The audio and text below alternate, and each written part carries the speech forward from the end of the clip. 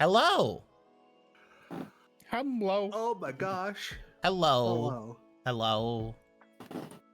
Hi low. Low high. How the fuck we get here? You came over here. You got in the chat. How'd you get in? You got in the chat at How'd we get exactly here?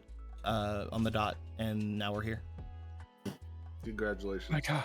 for making it on the dot. Yeah. You better stop growling. You don't know who you growling at. Anyway.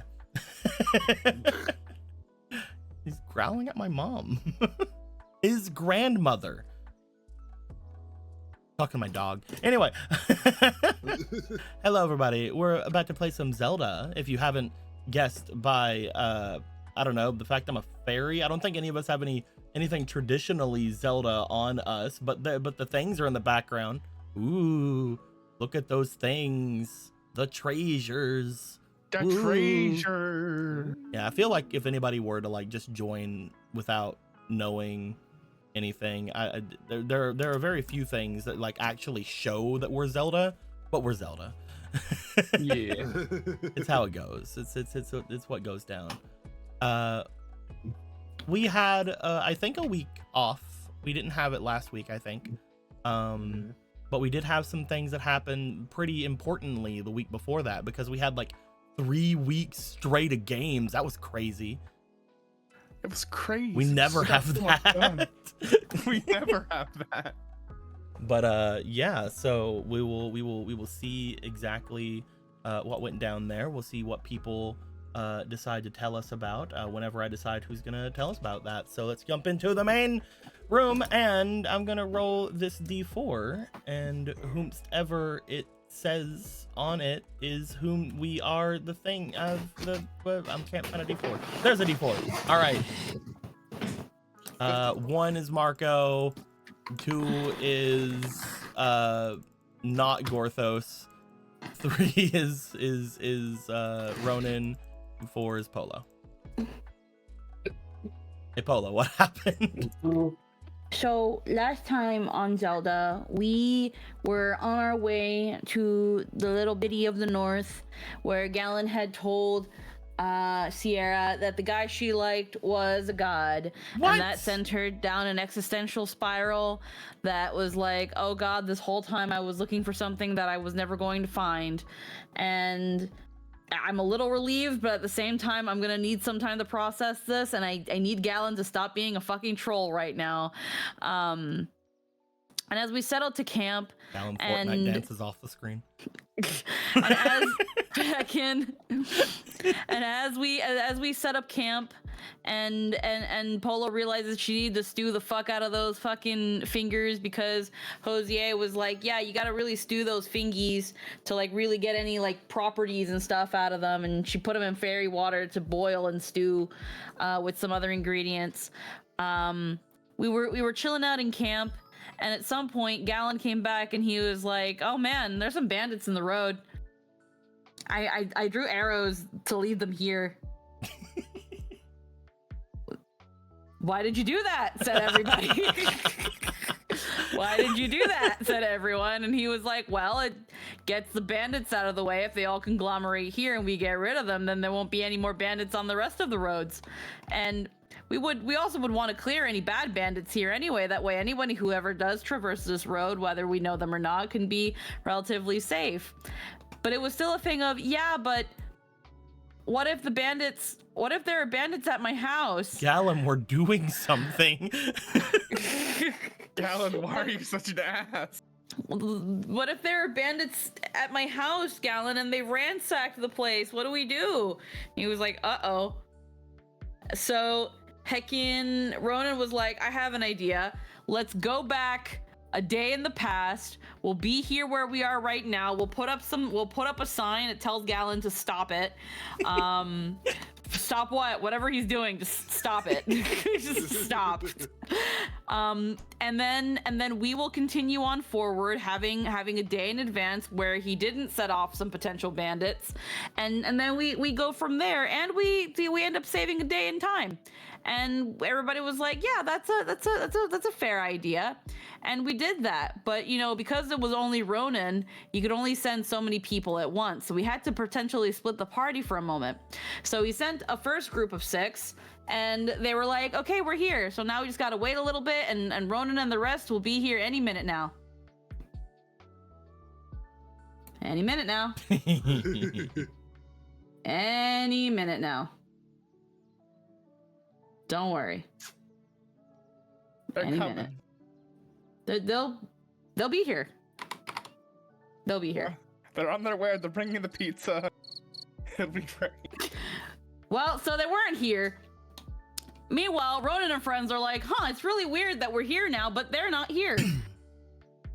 That's weird. And then Ronan had a weird funny feeling, and he just kind of felt something around his the general area. So he decided to just kind of give it a little tug, and oh, he's grabbed somebody. I can't remember who it was first that he grabbed. I think it was Marco. Did he grab? I think Brock. Oh, it was Brock. Brock? Yeah, Brock. It was, yeah, he grabbed Brock, and it was like, oh, okay, there's just some weird timey-wimey shit going on. Okay.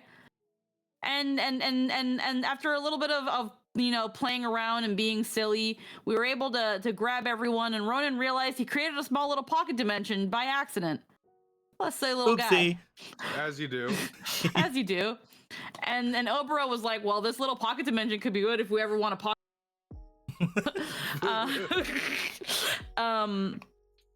And we decided, okay, well, now that we figured out what that is, that might be useful for later. Ronan did realize that there is something a little weird about this pocket dimension, but we'll figure out what's up with it later. It's pretty neato for now. Let's keep on going forward.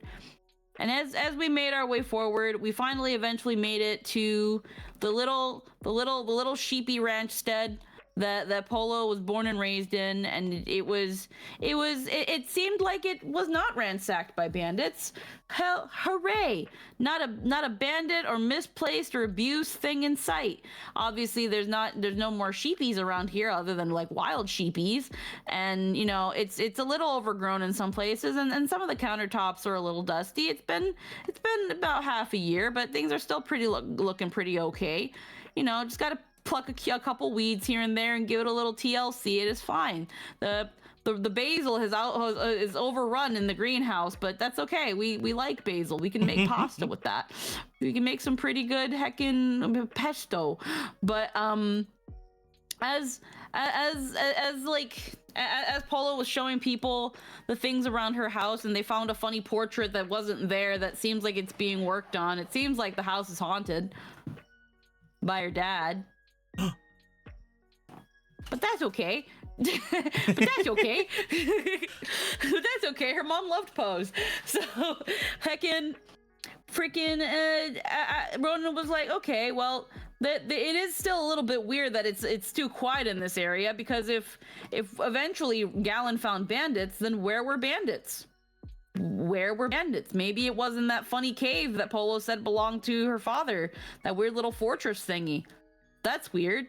Let's go kind of check it out. So he schlorps into his pocket dimension, and suddenly there's a wispy little trail of light, and he's like, well, that's ominous. That's suspicious. Hey guys, you want to step into my pocket dimension and follow it and see what the fuck's going on here? And as the music started playing backwards and we went into the pocket dimension, we started following this yellow light, and it led us to the fucking funny dungeon. And Polo was like, that's weird. It shouldn't. I really don't understand what's going on here, but in outside the pocket dimension, the funny dungeon is the funny fortress is closed, and it, as far as I know, it's almost always been closed. My brothers like to go in there and stuff, but I've never really been in there. But now in the pocket dimension, it's open. That's weird. And again, your brothers, whenever they would go into the fortress, they wouldn't go in from here. They would just go in from above. Yeah, so like, yeah. They wouldn't have to open the door, but somebody left the door open in this pocket dimension, and that's really weird. But it wouldn't hurt to check it out now that we're here. And as they did a quick little traversing, we found the decomposing, mostly skeletal remains of a lot of people that we think might have been bandits. Hooray! So that explains a bit. And a talking plaque on the wall that said, "Oh my god, Polo, you would not believe what have happened by the time you were here. Hi, it's your dad." Hi, it's your dad. And Polo took a second to realize that, oh, should she step further, they have somehow slorped into her father's dungeon that she could have sworn was somewhere else.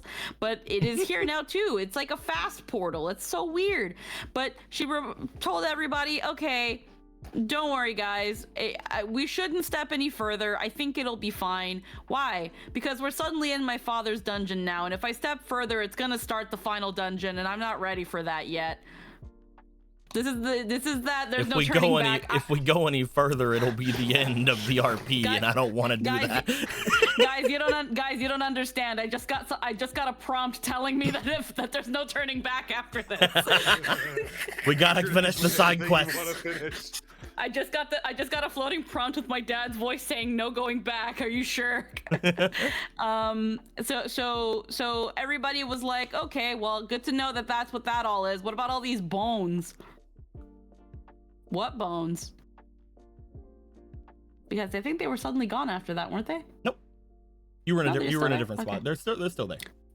Okay, they're still there. Well, we decided to leave, and then we left the pocket dimension, and everything was somewhat back to normal, and that was where we ended things off.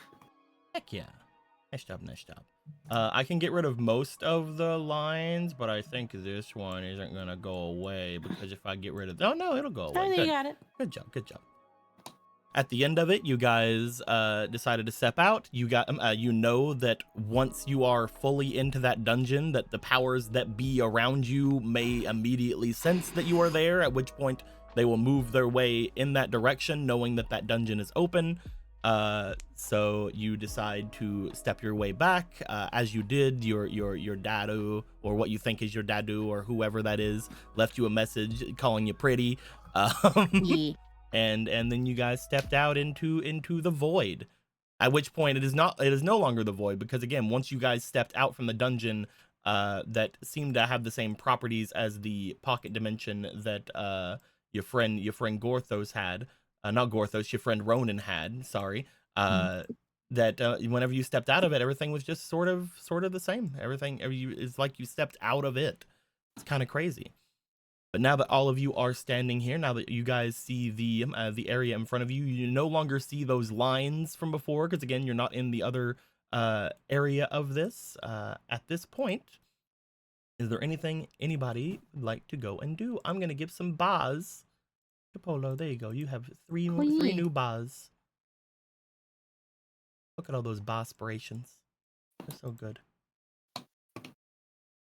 I think it was nighttime-ish after we did all this, right?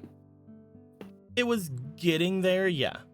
It is essentially like right at the end. It is at the end of the day. It is not daylight anymore. I just took away the purple because the purple was like signifying it was that, but we could do that if we wanted to. No, I know what we can do. 1 second. Where the fuck did I put you? Where you at? There you are. This one. Nope. I don't think that worked. This one's dumb. Hold on. You gave everything a light blue tinge, though. It's a nice little light blue tinge. We do enjoy that, but it could be better. Could be better than a light blue tinge. It could be correct. There it is. I have found it. It's the better one. Ah. Wow. There we go.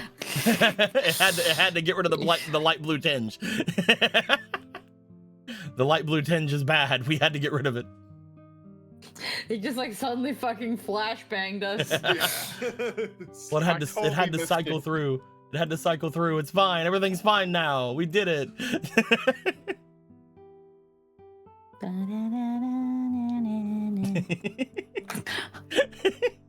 You guys I like Chrono Cross music. Chrono Cross is great. You guys are back in the area. It is now night. It was basically it was basically near the end of the day whenever you guys had stepped through this anyway. It is getting to the point where you might want to think about going and resting, especially since half of you haven't slept at all and haven't had any rest at all since getting in the carriage the last time. Yeah. It's up to you guys. Yeah. Makes sense to me. You guys make your way out. As you do, you guys notice that Riley O'Malley is currently like decked out in a bunch of different prayer beads and like a bunch of different like salts around him, and he's just like, I'll go tell him everything's okay. Weird that he just had those. We have all kinds of things. Oh, I see. We're bandits. We have everything. You know, I wasn't sure how to interpret that until now. As Sierra makes their way off to go and calm down Riley O'Malley, ever since you guys said that you guys were haunted.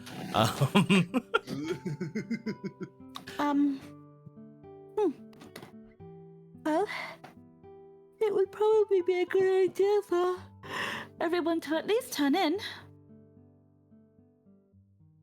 Yeah, we haven't had rest in a while. We connected your greenhouse to the area so we can all make our ways toward our different homes if we wish. But do you want Yes. company here? I won't force anybody to keep me company. There's only so many accommodations here, so I don't want anybody to feel like they are sequestered here. If that's the case, then I guess I'll see you all in the morning then. Should we all make sure to be here at, I guess, the normal times? I'm not sure whether or not the sun will rise here in the same time it does in my place, but we will see. It is farther north, so I think we do have quite the early sunrise. I'll show whenever it is sun up on my side. Yes, of course. They look toward Ronan, but then, you know, they walk off. They're like, I'll go. He's going with her. You know, nobody wants to go with me. It's fine. I'll just swim myself. He didn't think it needed to be said. I'm Of course playing. he's I'm going playing. with I'm her. playing.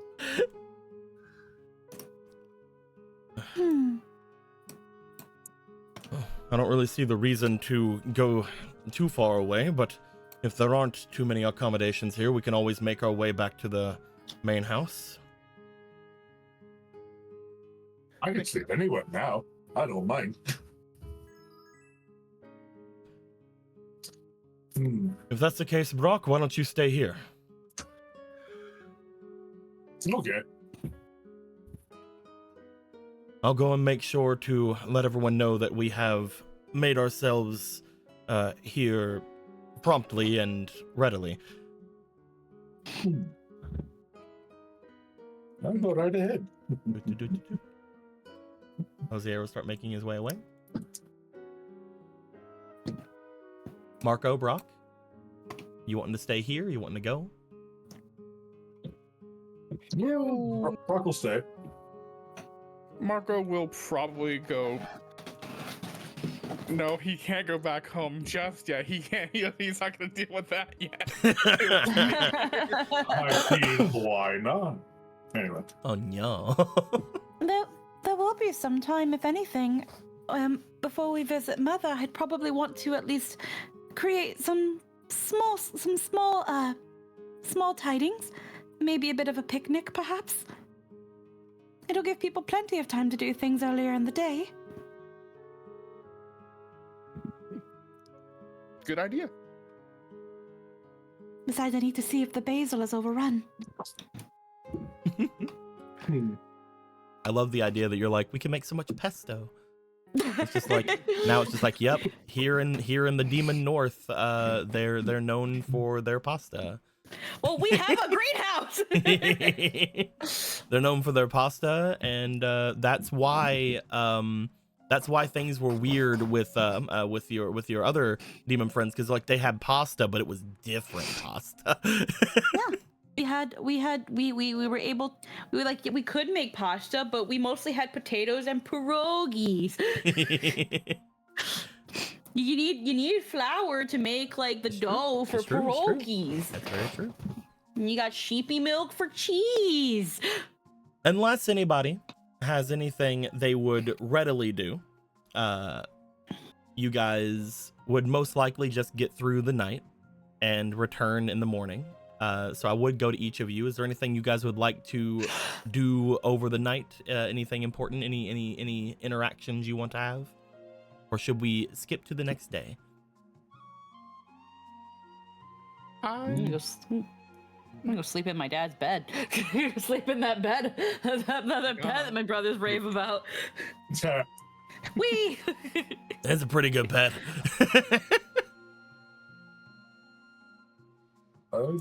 No, I think Brock has been meandering around before he just goes into stasis again. Okay. Marco, Ronan, do you guys want to do anything, or do you want to just go to the next day so that we can see what's going on there? Go to the next day. I have nothing specific. Okay. You guys spend your times as you normally would, going and speaking with any of your allies, any of your friends, having any sorts of conversations that you might need, letting people know that you guys aren't dead. Pretty good some time to do that as well. Polo. Mm-hmm. You are correct. There are some very early mornings here, as you do wake up early off in the morning. You find yourself, as well as Orion, because Orion is dead and does not hereby sleep. He likes to lay down, but he doesn't sleep. Yeah. You will find that you wake yourself up. You do find around the area itself, in your parents' room. It was a very nice sleep. It was a very, very good sleep. But other than that, you said you wanted to attempt to make some kind of a picnic. Yeah. You just do set up a find picnic basket. You do find that unfortunately there's not a ton of fresh food here in the actual house.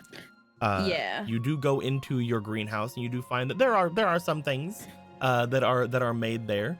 You look to it as you immediately remember the garden you have over in Castletown that almost immediately flourishes. But as you look here, you're like, can I bring some of that dirt over here? Can I like? There is a lot of basil. there is quite a lot of basil that is here now. Put a normal lighting. Yeah, normal lighting. Other than that, there's not a ton of things in this time of year that are too crazy in season. So you would have to make your way back to the home in Castletown to grab some ingredients, but you do immediately make your way back here. Yeah. I see you put down all the ingredients, all the bags you had, all those crinkle bags. You put them down. Crinkle bags? What? I'm just hearing crinkling. Oh no, that's gesture with yeah, chips. it's these crinkle bags. Yeah. I don't know how some things pass through the noise gate. You're fine. I just like making fun. Yeah. You bring some things back. You begin to make food, make a lunch for things. Brock, you would basically be monitoring most of the things around here. You didn't really see anything before you fell asleep, because again, you do sleep for some reason. You didn't really see anything abnormal before you went to sleep. The main thing that you would find is that for some reason doors kept opening and closing in the night. You did find that for some reason people would be moving have been moved about. For example, Polo, whenever you woke up this morning, you were not sleeping next to Gallon.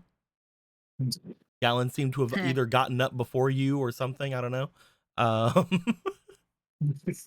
That being said, you go about creating your picnic. As you do, another hour or so would go by of your preparations before Marco, you would awake. As you woke up yourself in one of the other rooms, most likely one of the brothers' rooms. As you woke up, you would find that things are normal about you. You are waking up in a very comfy bed. Gallon's there. Why is Gallon here? You guys are just sleeping, The two of you Those two bros. just sleeping like bros would sleep. Why is he in this room with me and not with Polo? I'll ask. I'll ask. Gallon, why are you in here? Oh, hey Marco, how you doing? Sleep good, honey? Gallon, what the fuck? I don't know, man. Ghosts. I can't believe that you got in a fight with Polo or something, and then you're sleeping in here. That's probably what happened. Either that or ghosts. Sure, man. He just lays back down. He does the same. Why not?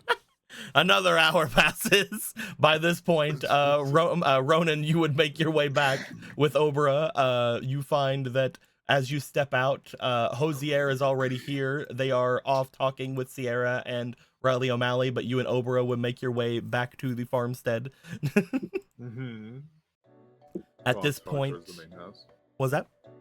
Probably go off towards the main house. Yeah, where yeah. he thinks everyone is. You would make your way, as you would find that Polo and Brock are mostly awake in the bottom part of the house. Polo is making a bunch of stuff. Brock found like a big super soft chair he just kind of sank into. You know, that one chair. Good morning. Seems everyone... Oh, is everyone here? Currently, the only ones missing are Marco and Gallon. Okay. Well, I'm assuming that Marco might still be asleep, but Gallon was not with me when I woke up, so I assumed he might have meandered about somewhere. I don't know where he is. I don't think I saw him leave. Last night was pretty quiet and normal for a farm. I think. Probably. Never been on the farm, you see. Not sure how they work. Well, hopefully he turns up wherever he went. Completely unrelated. Do you have automatic doors? Is it like a Automatic normal doors? farm thing? What? Automatic doors? Oh yeah, they just kept opening and closing all night. All over the place. No, such phenomenon never occurred here. Oh, did the So, ghost okay. come back? Okay, so maybe last night did not have normal farm stuff going. I thought it was normal because it was the only time I knew what a farm was. Ryan, did you sense anything odd? Ryan just kind of looks off to the side and shakes his head like, no, of course not. I didn't. Can he talk, or does he just understand what we're saying? He understands what Polo says. He understands what I say, although he does not speak. But I guess I just get a feeling that I understand what he's saying. You're connected. Yeah. Magically.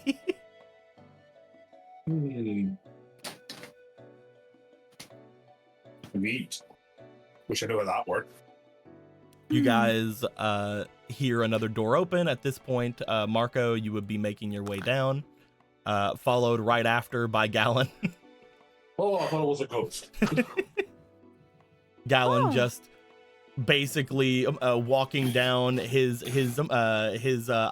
hands up to his eyes, wiping away sleep, a yawn happening. Oh, there they are. Oh. Did you go back to sleep? That was a little bit rough. Marco takes up more of the bed than he looks like he would. Oh, I thought they put you in the broom closet. Huh? Like I I said, don't Marco know. takes up too much of the bed. I woke up and he was in my bed, and I just shrugged and went back to bed. So what's going on? That's a normal interaction, huh? Oh no, definitely not. I think ghosts. Ghosts? Yeah, I felt ghosts, but didn't wake up. Thought it was just, normal things. Marco woke up. He was next to me. I thought it was funny, so I acted calm. Well, there definitely were ghosts, so you were onto something there. Yeah, it's probably ghosts. Probably ghosts, yeah. But I didn't feel it. I never felt you leave at any point. Do you think... It's very courteous, ghost. Didn't want to wake you up. It Are there was... such things? That night, you just see the three of you, Gallon, and Orion. The door open. Gallon just levitating off the bed. Orion watching the whole time. Orion had been on, Gallon was up in the air with him for a second, hopped Just down. jumped back watches on bed. Gallon get dragged outside. Thinks about it.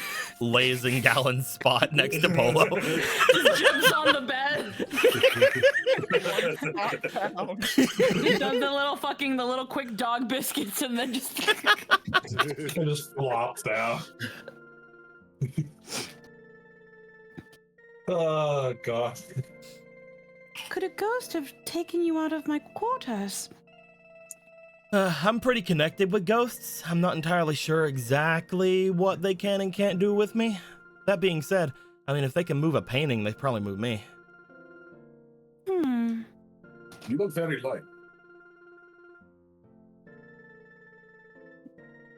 You just I guess shrug. that's what...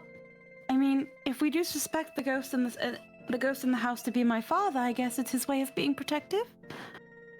He was a little bit too late then. I started rumbling.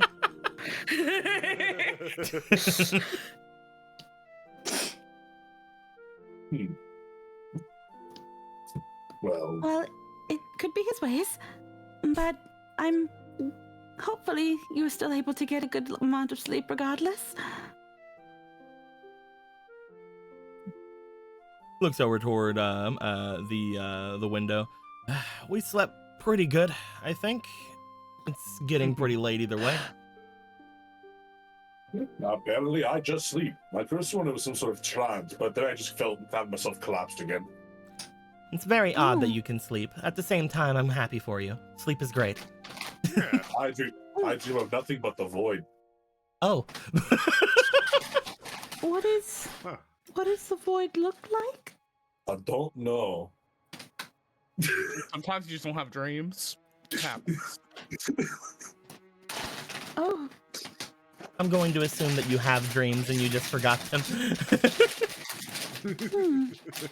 Shrug. That's a good question. And what else is he going to dream about? Bone sheep? huh. Do Stolfos dream of stall sheep? How would that really look? Would they just find a bunch of bones to mimic wool shape? Bone Or would they wool. just be the bone? My god. Would it be like a fluffy wool of malice? Like a malice orb. Oh. So, Polo, what are you making?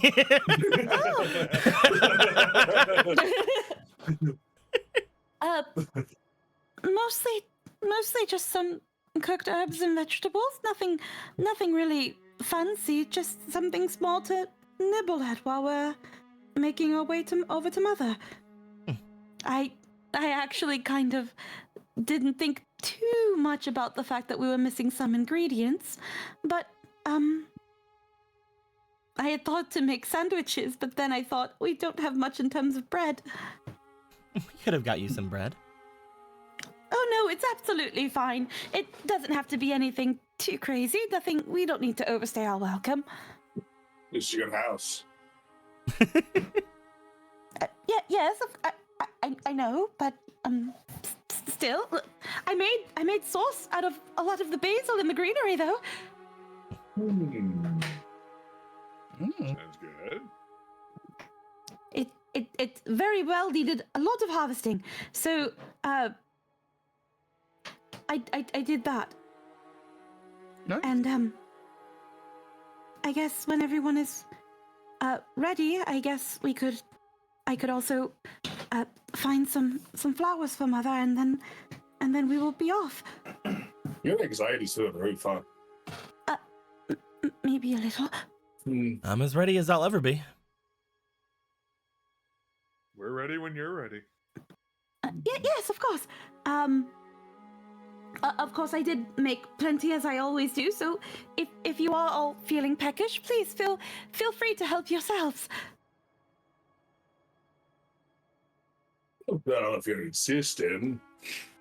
Oprah just looks over at Brock. We can eat when we get there. Oh.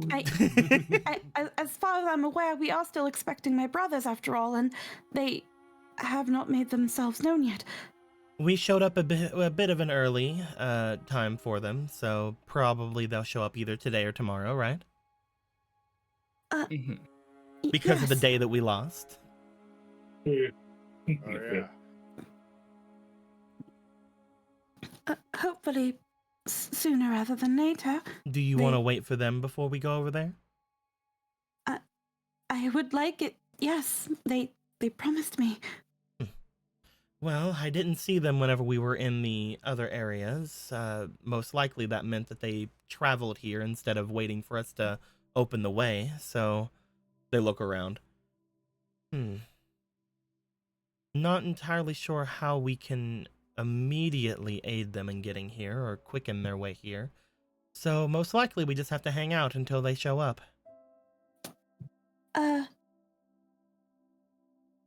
Well, that is fine by me. If anything, it gives me more time to look around the local flora, so I could find something suitable for Mother again.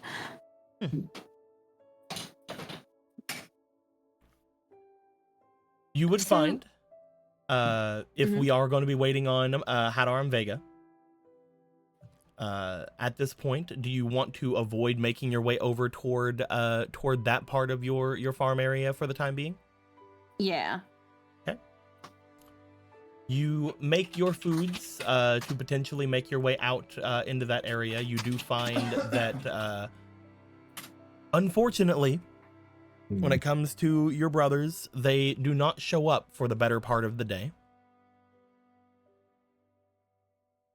As you watch the roads, seeing if they're going to be making their way, nothing really shows itself to have anybody making their way here. You can see rather far away from where you're at. There's mostly flatland going in that direction, but you don't see anyone approaching, anyone doing much of anything. As most of today goes through, does anybody want to do anything?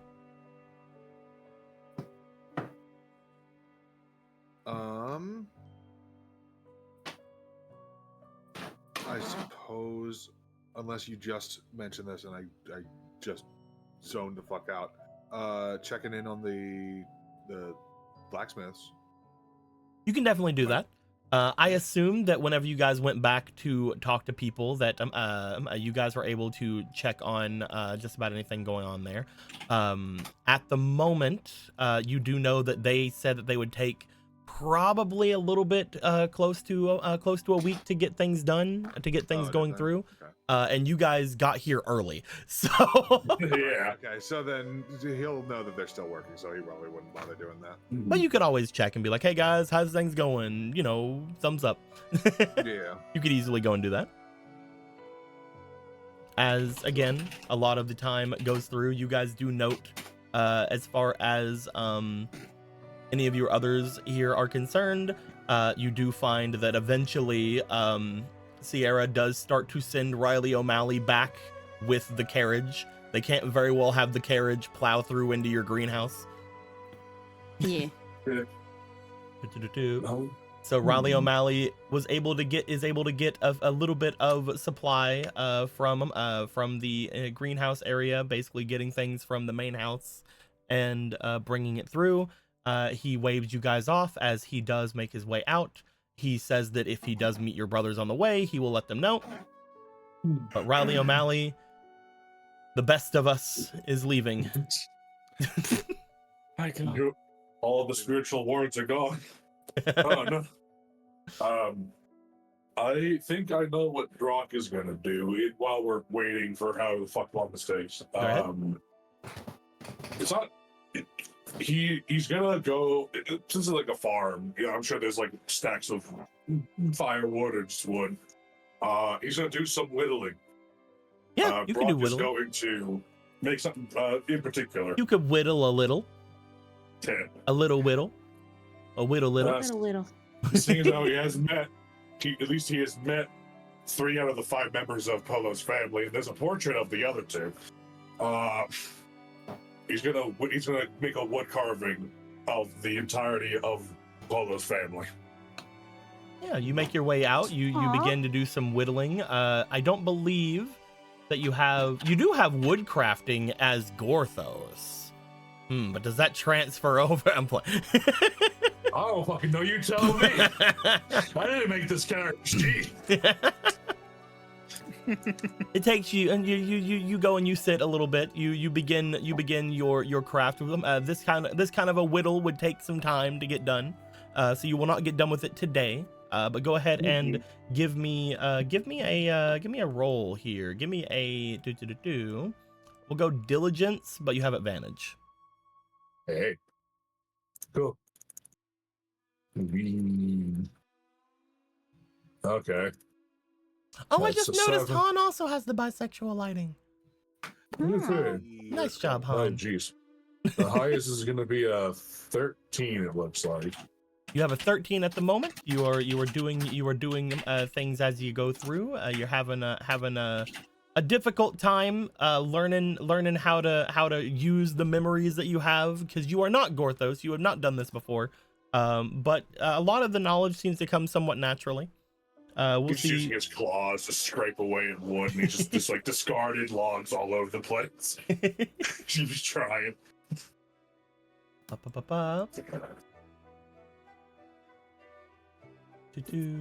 You find that a few of you go off to do your different things. Marco, if you are not doing anything, you do find that Gallon is hovering around you a little bit. You seem bored? No, Or maybe you Marco. need my help with something? Marco, I Yeah. can only ask you this out of everyone. Yeah. I have a plan. Oh no. A devious plan. Are we talking like super devious, super big, or We are we will talking protect like this place, Marco. I will protect this place? We will protect this place, Marco. Okay. I need you to come with me and do everything I say. All right. Cool. Oh, where are you two going? Did he tell you he needs your help to Shut protect up. this place too?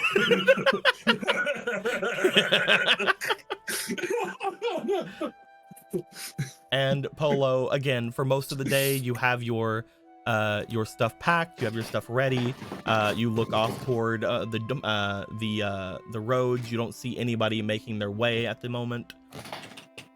You do find, as you have packed everything rather nicely, that it is unfortunate that prime picnic time has come and gone. Just gives it to Orion. Orion just looks at it. She's Like, I don't kind of eat. like there's that nervous cheek scratch where it's like, I guess I did jump the gun. Gives to Orion.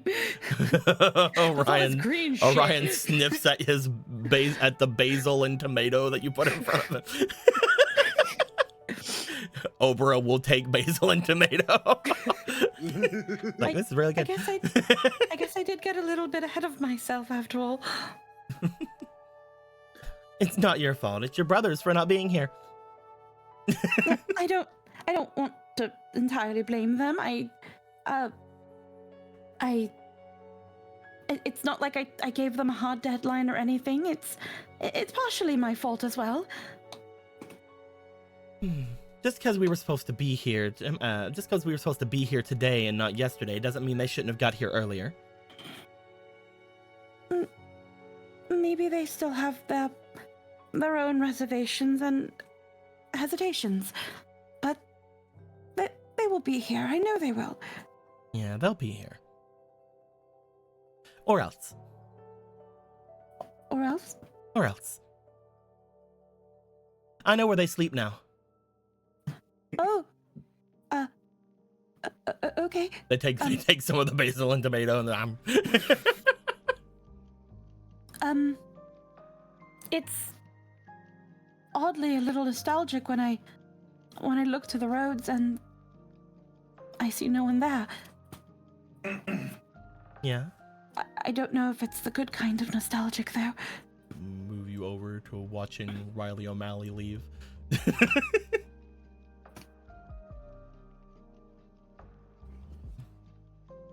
How long were you basically here by yourself? Well... I know that you had said before that you had some family issues with your brothers and your mother had passed away. How long before you had made your way on your own? Maybe a couple weeks to a month or so. It became so quiet and cold. That soon after. Well, Makes sense. Yes, I thought I could tend to this place. It certainly kept me busy, but I guess not as busy as I thought it could keep me. And I was, I guess, tired of looking down this road, waiting for people to come home.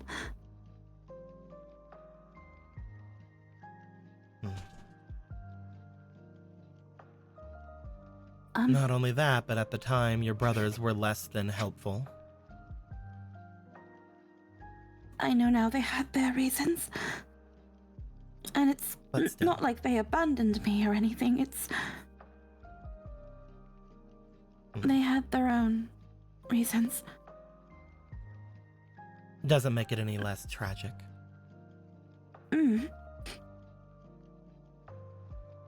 But it'll be fine, because this time it'll be a little different. When I really think about it, the times I looked out to this road, I never saw them coming together. And at first I never questioned it. They always lived life to their own rhythms. So of course they couldn't truly diverge as much as they did. When one was here, the other wasn't. Or sometimes they were both here, but would leave at different times. So seeing them come home together will be different. If they are coming together, that is. You think that they're still having problems? It is possible. They haven't truly reconciled as much as I would have liked before all of this.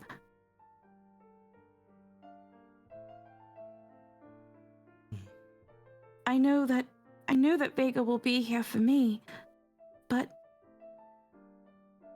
I don't know if he would for Brother Hadar. I don't know how much the hesitations would hold them back.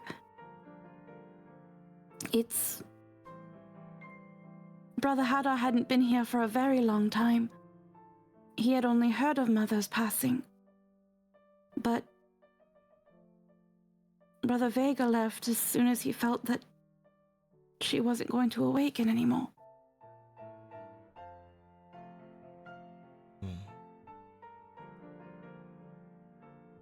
He left so suddenly. I didn't understand. now I do, but Doesn't stop the memory of the hurt.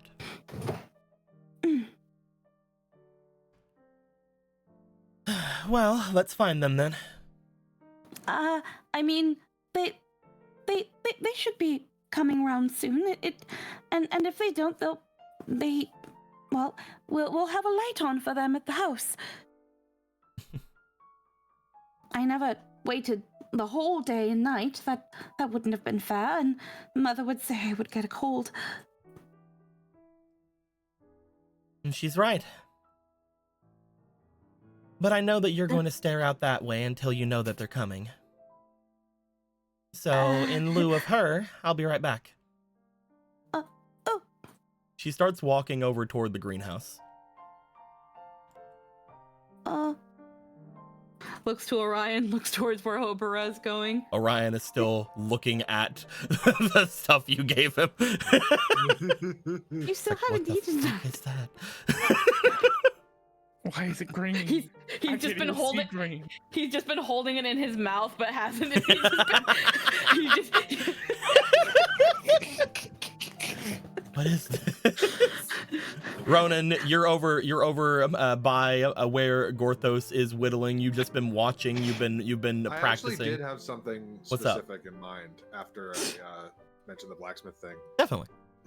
I think he might have wanted to go talk to the bird. The big bird. Yeah, you can do that. yeah, the rock. In fact, that's very funny. In fact, I would be insulted if you didn't go talk to the bird right now. Because of things, don't worry. I might have an idea.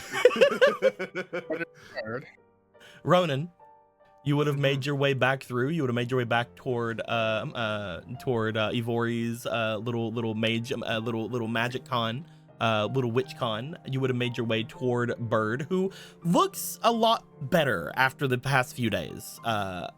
You guys have been gone for a few days when you were traveling. Even with the day you have missed, the bird itself, the rock, seems to mostly be stood up on its own now. It doesn't seem as if it is fully ready to call itself to the skies yet, but it is able to sit up, whereas before it was mainly laying. As you would make your way to it, you would find that the usual suspects are here. You don't see Mary and Gary. Mary and Gary seem to have wandered off at this point. Okay. Who knows where the hell they have gone. But you would find that Rowana would be here with Rudan. You would also find that they are not the only Zora who are here. Where are you at? There you are. As you would see someone who would have made their way here at this point, because they are definitely not just watching and waiting and figuring out what they can do or what they can do without having people worry. But there is a king here watching the other king. You would find that once you would make your way here, Z would definitely rush over to you, exclaiming Ronan once again. You would find that Argo is still here at their thing, and you would see that the queen is also still here. The Gerudo chieftain is also still here, just sort of watching him while he's working and chatting with him. And as Z and Aster are just sort of floating around the rock and floating around you, the rock would be watching you. They have a much more of a strength to them now, as they are with you and watching you. Oh, you're looking better. How are you feeling? They still seem to stare down at you with a look of not like anger or anything, but a look of hesitation over you. You get the similar feeling as you did whenever you were with Dawn in the hut, after Dawn had stopped attacking you at every single moment that he could. Yeah. He mostly just seems to be watching you at this point. I think Ronan would which one is it that lets me communicate with things better? I think it's Lullaby of the Goddess. I think you believe so. would, Let me look. Yeah, I think you'd do that. Like give it a quick little Do-do-do. Communicate with those around them if they can understand each other. Yeah, you can easily do just to such a make it thing. a little easier. I would like you to roll me for your spirit as you are doing this, because it does require a spirit check. Oh, okay. It will work, but we have to see how well it will work. That's a good one. Yeah. Good thing. Not well. I mean, it's better. Spirit. So that's an 11. You find that as you are sitting here with the rock, it is not going great, but it is going enough. You do find that your simple thoughts that you're wanting to convey, your simple things you're wanting to bring up to it is somewhat able to go through, but it is still being very cautious of you. I would like you to try again, please. Oh, okay. And as you try again, you have a fleeting as well. Oh, well, thank you, whoever that was. That's from Junking. That's way the fuck better. That's way the fuck better. That's a 20. So Okay. I'll take the 20. You do find that after a bit of time passes, after about an hour or so throughout the day of you watching and waiting and sort of basically not getting too close, but still, playing your instruments, playing things around, there does seem to be a look of comfort that goes across their face for a bit, as you do find them seemingly comfortable enough in their in the area about them where they seem to take a nap. You find that they close their eyes. They have a soft, almost purring kind of sound to them as they're sleeping. It seems like they were at least able to not be horrendously cautious of you. There's still a bit that probably needs to be done for any sort of relationship beyond that, but it seems a little bit okay with you. Okay, cool. It's around this time that you do find after several hours have passed, and as you are just like a basically able to sit beside of and like even casually occasionally bring your hand over and sort of give a scritch to the rock, its eyes look at you, but then it closes them again. You do find that after a little bit of time passes, someone makes their way in from the outside. As you do see an Obra find their way inside. They look over towards you, they give a smile and a wave before walking directly over toward Argo. I need this. They then pick him up and start carrying him away. Wait, no! Huh. No, my queen!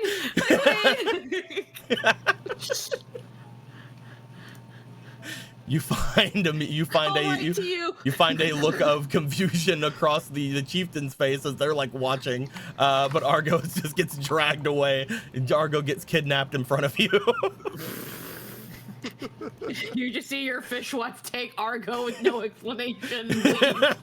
I'm sure that's completely fine. I need Well, this. here I go, getting kidnapped. What?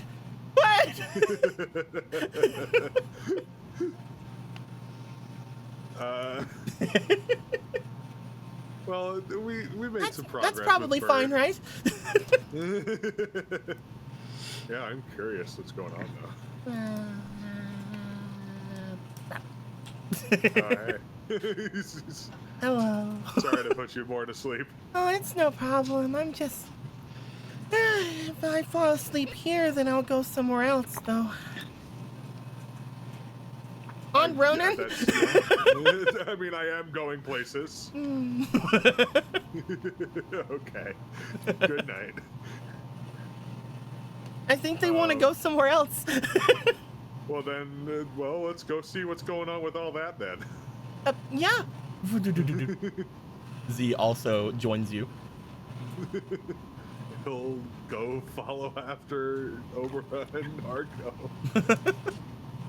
You follow after. As you do see that Curiosity does take a couple of other strays off in your direction. As they're like, the only way we can go there is if we follow you, because they don't know where that place is. Oh yeah, right. And Rhoda did specifically ask Faraday to come with when they do this. As Faraday just kind of gives a look back toward Rudan, who is currently, like, as you are watching, they are very well keeping up with your mother in their fighting at this point. Not you know that obviously they're not like trying to beat the shit out of this little girl, but yeah. but they are decently well keeping up after several days of training. Nice. I think Ronan would also he'd ask anyone present if they wanted to come with, but he would be taking Magic Frog and Dawn with him. Oh, of course. Magic Frog would hop after you. Dawn would walk over. Just, it's about time. You tired of getting lifted? I believe that I am tired of being used as a weight equipment. Yes. I'm sorry. No, it's positive for their growth. I understand. As you guys all make your way out from the area, a large amount of people would then escape out from the greenhouse. As you would look back, Polo, you would find that not only do all of them show themselves, first Obra, followed by a large group of people, and then you see sneaking behind what appears to be Marco and Gallon, sneaking off away. But you are approached immediately by Obra and Argo. Here, I found this one. What are you doing? Why? Oh, why Argo? He can see where they are. Oh, oh. He can that see is if they're true, but okay. He can see if they're on their way, and you won't have to worry about watching if you know that they're coming, right? I hadn't thought of that. But would Argo not need a source of water? They put their other hand out as a tiny little thing of water comes out of their finger. Oh, that's right. I mean, we also had the I still need a basin or something. Argo, I've seen you use a puddle on the ground. You're fine. We do have a well. I mean, a well would be good, but maybe like a plate or something. Do you have anything like that? I can fetch a plate. That'd be great. Yes, I will be right back. And then Polo, you make your way back. You see that Ronan and Magic Frog and Dawn would make their way out. You also notice Faraday and the chieftain make their ways out. The both of them wave to you. Ronan looks over at you as a lazy lisp of light starts floating in your direction very slowly. It is taking quite a while for them to go there. You find that as they get there, they land on the ground for a second. Then they float a little bit more. the freaking doesn't even do the ding ding. The Acer doesn't even do the ding ding that freaking fairies do. It just goes. Hello. Oh, Acer. I was wondering where you went. You were talking about going somewhere, and then you went somewhere, and then I realized you were gone. Yes, I wanted not to bother you, but I guess you ended up coming along anyway. Oh, just back, just. They freaking- land on your horns in between them again. Yep. Just freaking just reclines in the back of her head, just pulls up the bow as the blanket and just passes out. They just lift up a little bit of your hair, just scooch themselves in. Okay, a plate. I need a plate. Thank you. It just goes inside, and then quickly grabs a plate, and then quickly just tries to run as quickly as she can without disturbing Aster at the same time, because now she has a fairy on her head. And then she's like, Ronan, you see that Obra has Argo and Polo ran to grab a plate, so you're decently sure what's going on now. Oh, okay. At which point you do find that Dawn is moving about, looking at this place, actually having room to go about and look around at things for like the first time. It's like, oh, I like this. It's big and open. This is great. It's not a desert. It's not a blizzard. It's not a bunch of swamp. It is perfect. Loaf. You see that for the first time since Dawn has become more intelligent, they seem to grab a bit of a primal look on their face as they start to spin around in the ground. Have fun digging holes. Oh my god, dirt. How long has it been since I've seen dirt? Well, this place is a very takes little dirt baths or whatever. this place is a very mountainous area, and he's used. That's where the Dongos usually live. You know where the Dongos don't hang out, Ronan? Wherever the fuck you left me. I could have pulled the carriage. I could have done that. Well, then If how you could told Riley me O'Malley get back, buddy? If you told me I'd touch grass again. You make your way over. As you bring a plate over, you do find that Obera does put some water inside of it, and Argo looks to it. Okay, I got the rundown a bit. You could have asked. Looks up to Obera like, you could have asked me.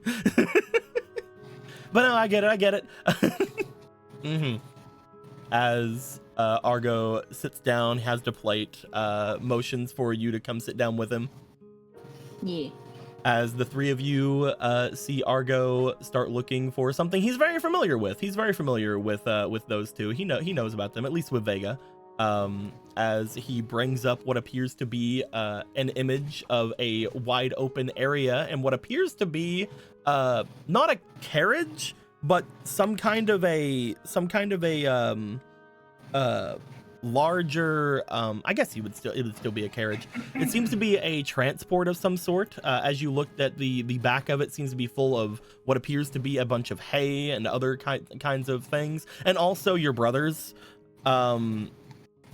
You see what appears to be a Vega laying in a large mound of hay being pulled by a horse. You also see Hadar just sort of sitting, looking at some kind of a book as he is also being pulled by said horse and carriage that it seems to be transporting this stuff. As you look toward them, you find that they are seemingly relatively close in the carriage. They're not like on the opposite sides or anything. It looks as if it is a transport being made by another person that you know.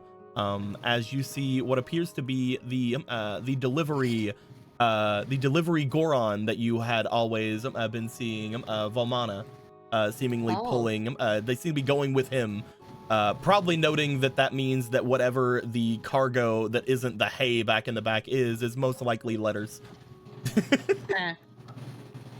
But you see the three of them seemingly traveling in a wide open area that sort of reminds you of some of the area you guys had passed over in the north.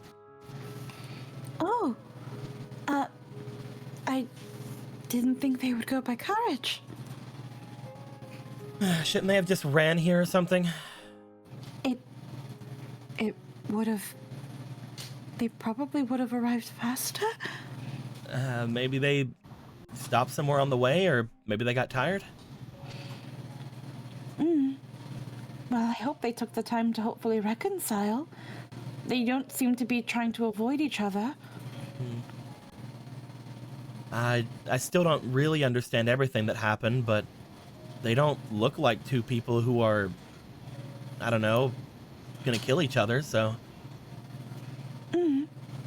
From what I had spoken with Vega before, he always had good things to say about his brother until everything happened.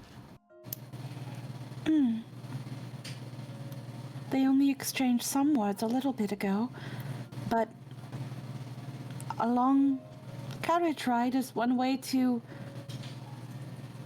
I guess, adjust to each other once more and make sure nothing is left unsaid. Somewhat private, I guess. Mr. Volmana hopefully doesn't mind too much. You see movement on the carriage as you're watching. As you see Hadar stand up from where he was and seem to pull something out of a bag. As you do, you see what appears to be a woolen blanket getting pulled out from it as he seems to put it over his brother and then sit back down.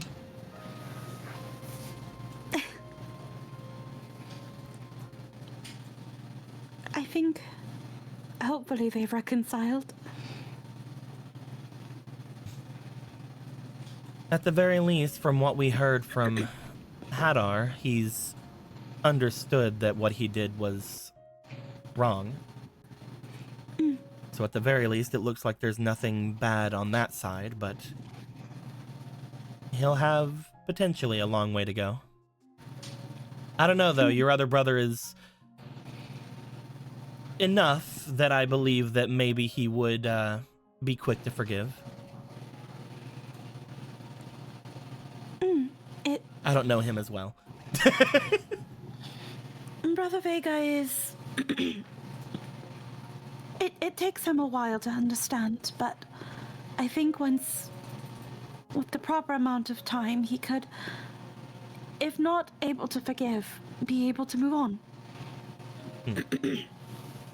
Once he knows Brother Hadar's reasons now. I think it's just accepting them. Let's see here. You see Argo do the same thing he does whenever he is zooming in and out of the map of Hyrule, as he just sort of spreads his arms a bit as it seems to show more of the area of the north as he does. I believe they're probably less than half a day out. Oh. They should be here maybe by tomorrow morning. That's a relief then. Then I will take the rest of my day to gather ingredients and do this all again. Meaning that they still should have been here before we showed up. So they're still late. It's fine. They had no way of knowing that we used Ronan's time magic. Even if we would have not used Ronan's time magic, we would have been here around now. So they're still late. You're not gonna hold them for it, so I will. I could try. Be sure that whenever they show up then, to let them know that they're late. And you're not going to stand by that. Yes. Do I, She's like puts like her hands on her hips and just kind of like tries to puff up her chest. like this? Perfect. All right. Whew. Okay, then I will, use the time that I have allotted to, prepare things so that we can get straight to it all when they arrive. Are you all doing some of that, impressive magic over there? You find note that, again, the others are still there. You see the chieftain is looking over toward all of you, giving a bit of a wave. Oh. Do you need me to look for anybody else? I don't. No, you are. Thank you. You've done more than enough, Argo. Anytime, obviously. Yeah, I can show you more. Rushes back over. Thank you. I didn't think you would go and ask Argo to help us. We have quite a lot of resources at our disposal. We need to be able to use them all.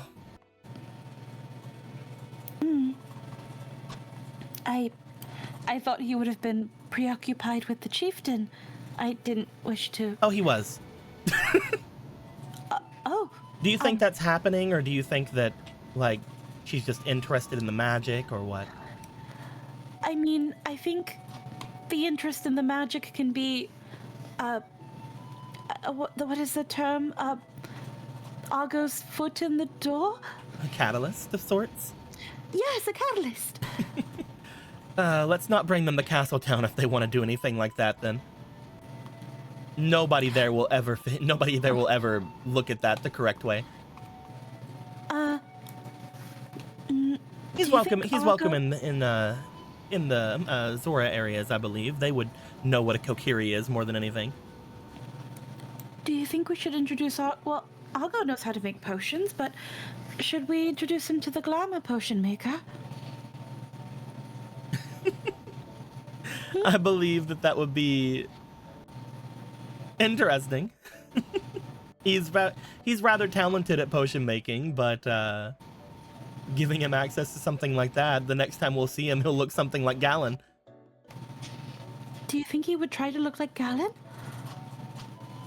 I think he would try to get taller, maybe hair longer, get his features more prettied up. If he looks too much like a Gerudo, though, wouldn't that ruin his chances? We should probably make sure to let him know not to go fully into that. Oh, it would definitely be for the best. He's already done us the favor. She just watches over as you see Argo show the plate over toward the chieftain. As the two of them are talking, he seems to sit down and start looking as if he's doing some more of the scrying. We'll try our best. Hopefully when she's not around so she doesn't suspect anything nefarious. Nefarious?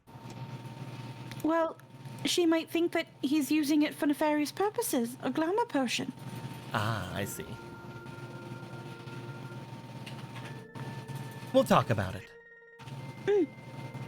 Either way, Thank you. like you said, or like I said earlier, we have to use whatever resources we have, and that is a resource that we have access to.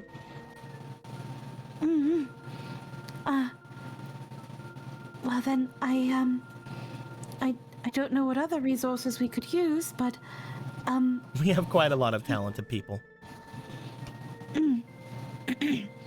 I wonder if there's something we could do about what I think is Father's spirit around the place. If he's been here the entire time, it means he hasn't completely passed on. I was thinking on something similar with things we had said about your father in recent times. From what your brothers, as well as yourself, and just about anyone over at the, well, area where Volcircuit was, seems to think, your father was around, if not as powerful as any of the demon generals. Perhaps whatever this spirit thing is happening is similar to what happens to them.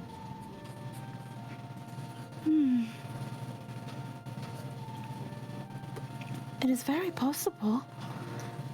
It obviously It wouldn't be almost- the same thing, which is why he's doing something like this, but I don't know. It's something we might not be able to know until we go further into that dungeon. That's apparently where his consciousness truly is, if that's where he was talking to you on that plaque. Yes. And I guess waiting for as long as he has is probably why he hasn't let himself pass on.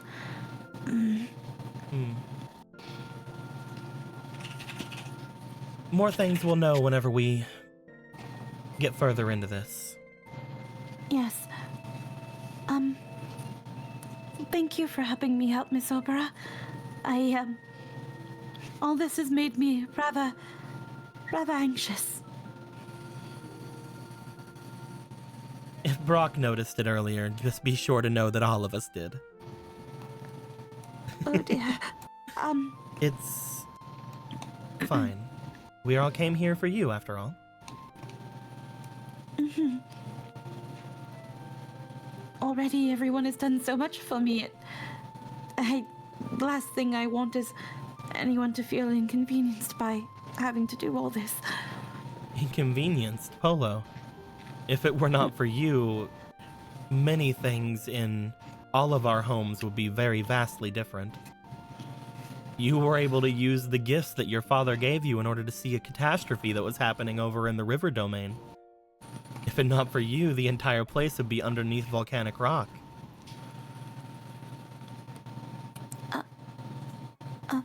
I mean, The River Zora owe you and your father a great debt.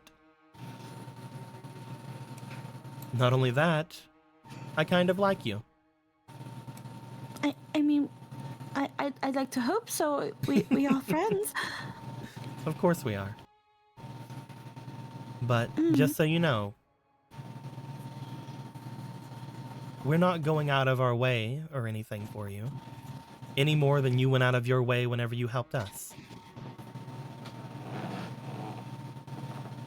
Mhm. I will try not to be so tense. She looks over to where Ronan is, as well as just the spinning in the middle of the lawn dawn that's over there. I guess he really does enjoy it. Let's make sure he doesn't put any holes in your walkways. I mean, it wouldn't have been the first time. As Obera would make their way over, they would look back over towards you as they did, and just once you guys got back over here, Ronan, before they did return, you would find that Faraday would make their way to you. You had told me to be ready for whenever it is you returned. Yeah. Thank you for being ready. It was a good excuse. We found out that the way to get to where we're going is actually through here. So it's pretty interesting and convenient. Well, you could have gone the other way as well. Yeah, but it just so happens we found another way to get there. So the thing you require the fairy heart for is inside of this mountain here? Well, it'll be coming. I told you that we would be using it on the incarnation of all evil in the world, right? Yeah, you mentioned. Okay, yeah. I just didn't know if it was already in there or not. It seems rather No, peaceful for some kind of incarnation of evil to be around. Not yet. Yeah, no. As always, I am ready to perform whatever duties needs of me. Thank you for allowing me to hold on to it. I feel a lot more connected than I believe many of the previous kings would have to this object. I mean, allowing you. You know you're the king, right? You were the one that retrieved the fairy heart, Ronan. By all laws in our society, it should be yours. I mean, technically, if you want to get real technical about it, it was really Oprah. Well, I should be able to thank Miss Obera for allowing me to use it then. It is an object of great power to our people, like many of the ones that we priestesses guarded throughout the mountains. Yet, unfortunately, it is one of the only ones that we are 100% on where they are. With everything that happened with the previous heir to the throne, it is unfortunate that we've lost quite a lot of our artifacts. Yeah. I'm sure that they found their own homes. I'm sure that... One second.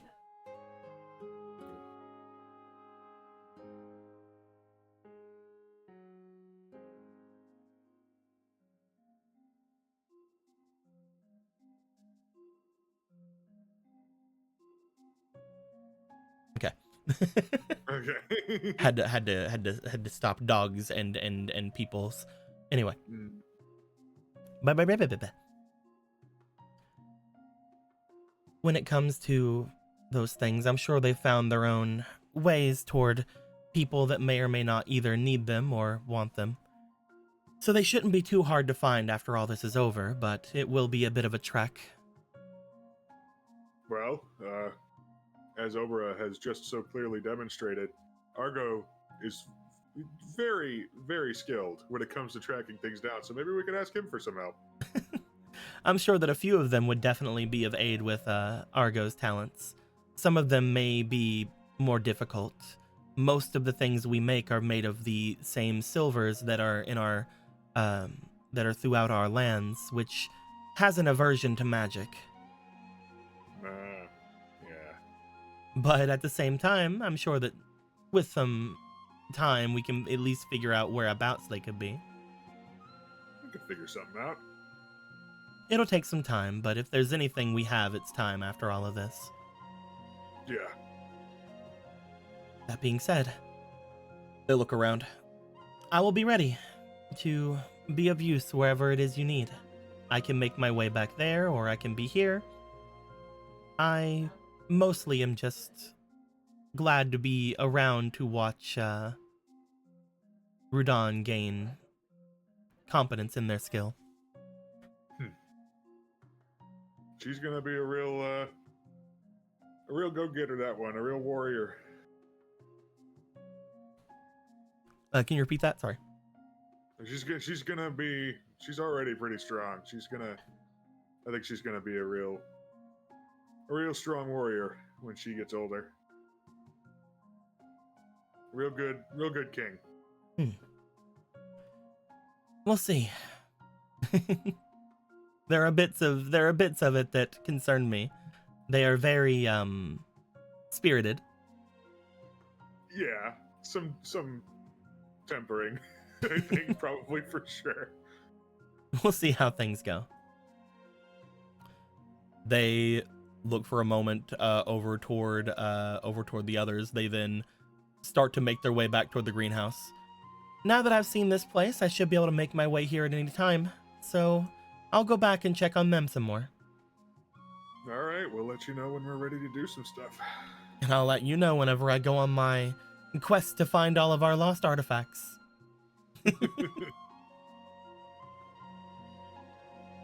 They make their way away. As they do, it is about this time that you guys would see coming out from the greenhouse right before them would be another instance where Gallon and Marco would make their way out. Marco! Yeah, what are we doing? What the fuck is going on?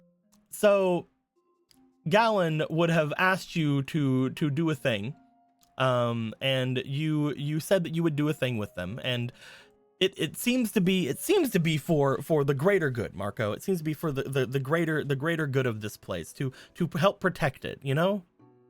Yeah. But he could only ask you, as he knew that only you would find an ability, a sense about it to where you could do this task. Only the two of you would be someone that would be brave enough to even attempt it.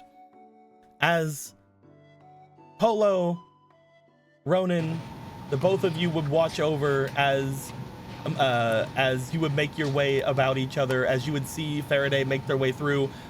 Both Gallon and Marco would walk through, their cloaks over their fronts. Oh, hey! We're just gonna go this way. Yep. Okay. All right. Hey, nice moves, Don.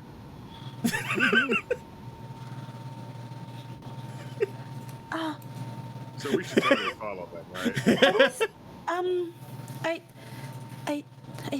Maybe I'm very confused. I was going to say, Don seems to very much enjoy the dirt again. Yeah, he's having the time of his life. Look at him go. Don seems to stop. It's perfectly suitable. I do enjoy it. Yeah. Every once in a while, the Dodongo would come down and roll around just as Dawn does, and then they'd go about their way. I will try not to cause an inconvenience. No, it's quite fine. If anything, the rustling around is very good for the soil. Then I will do more. I love that we gave him the smart water. I love It's that just when you like- gave him the water, he basically almost maxed out his roll for it. Yes. I just love the idea. I was like, no, we let the Dodongos roll around in the dirt. It freaking gives it oxidation and freaking air, and it's not too packed and shit, and plants don't suffocate in it. No, they can do this. Probably also like some of their scales probably shut off. They provide some nutrients to the ground. Probably, Obviously yeah. beneficial kind of thing. They poop. They poop. They do poop. That is a They thing do they do. poop. Nutrient-rich poop. As Dawn does this, you would find Marco and Gallon making their way back in this direction as they go and stop by. It's like, guys, yeah, we're back. How's everything going? Hi. Yeah, hi. Oh, you guys brought Argo. Yeah, that makes sense. Have the grounds been to your liking? Oh, Or this did place you is two great. find something? Or did you two find something strange? Not strange, right? Not strange at all. Strange. That's strange. No. Everything's mostly normal farm stuff. You wouldn't find anything here you wouldn't find at a farm. This place is also, I'm pretty sure, yeah, this place is definitely bigger than my family's farm, at least. There's lots of different things going on. This is more like a creature farm, and yours is more like a growing farm, right? We kind of do a bit of both. Yeah. We don't have all of the space that we need for one or the other. Yeah. Just happens to, you do both, and there's things that we should probably just. Wait, Yeah. weird. Later. Ronan, But sorry, weird. Ronan. Bye. Sorry.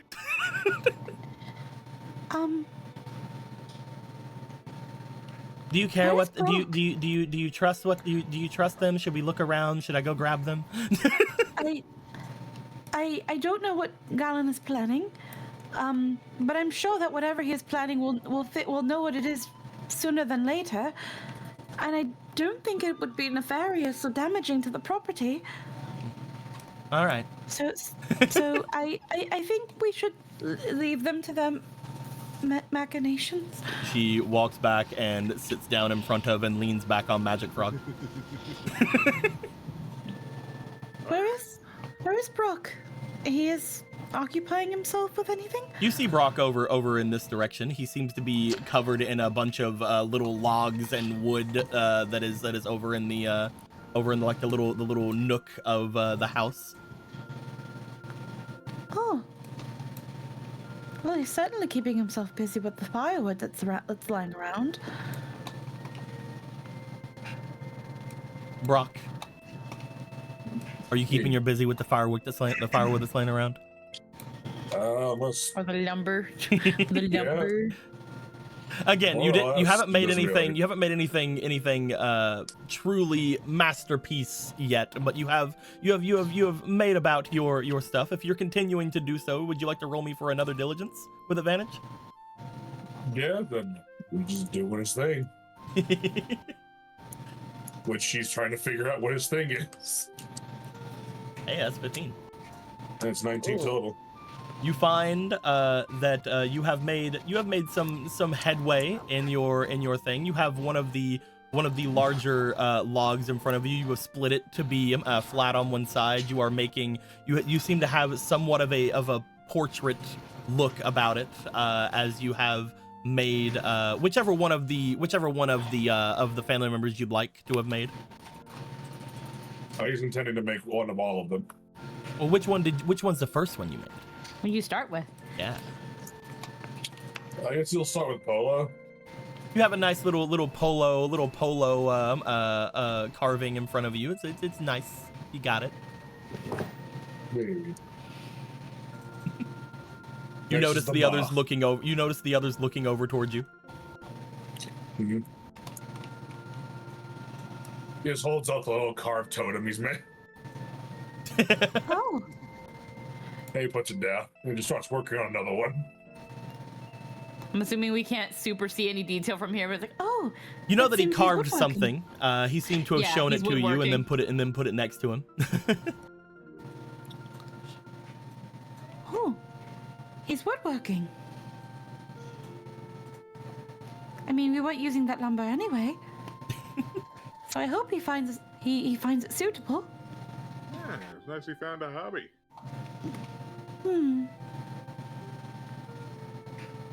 Do you think that any of this is something that he learned from the Gorthos or from Elnath? Maybe. It's possible. He seems to recall some figments of Gorthos, while being very aware that he isn't.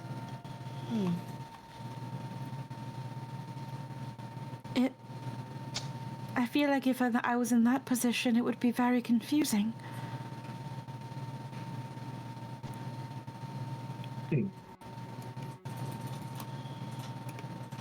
But he doesn't seem disturbed by it, and seems almost at peace with that fact. I think, kind of like how Gorthos is Gorthos, I think Brock is just Brock. I think he's just okay with... Being. Yeah. I was gonna ask you about how everything has gone with him, but it looks like everything seems to be fine. Yes. He's been quite a delight.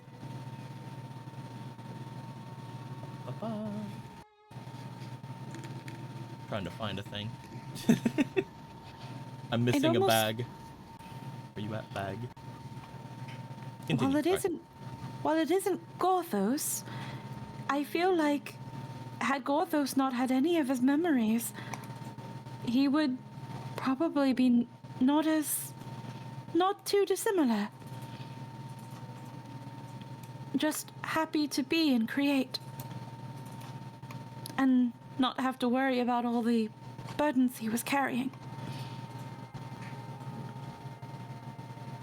I still find he carried a lot of them. I still find the idea that the biggest difference between the two of them is that Brock can actually be happy with what he makes. It's so funny. Yeah, this is Gorthos if he just had nothing to fucking worry about.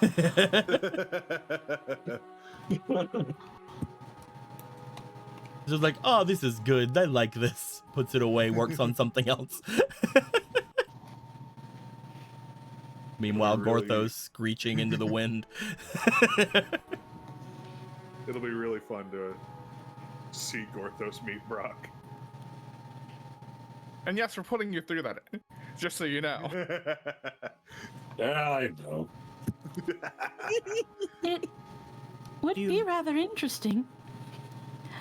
I feel like Gorthos would be rather envious of Brock. You really think we can do it then? Yeah. We've done many things that many would have said were impossible.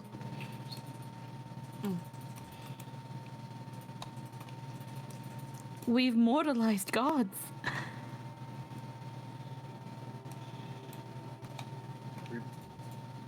Yeah. I was gonna try to escalate, but I feel like that's probably one of the craziest things. If not the craziest. I was thinking about like going even hammer, but like that's kind of the thing. We've ascended gods and mortalized other ones. It might be hard, but I mean, lots of stuff we do is. I can't wait to see Gorthos again then. Me too. At this point, I feel there's as many Gorthos as there is Zelda. Do you think one for each Zelda? Well, I guess one would be rather odd. Mixed Link is Gorthos' son. Yeah, yeah. That is true. That one's Brock. Fuck's sake.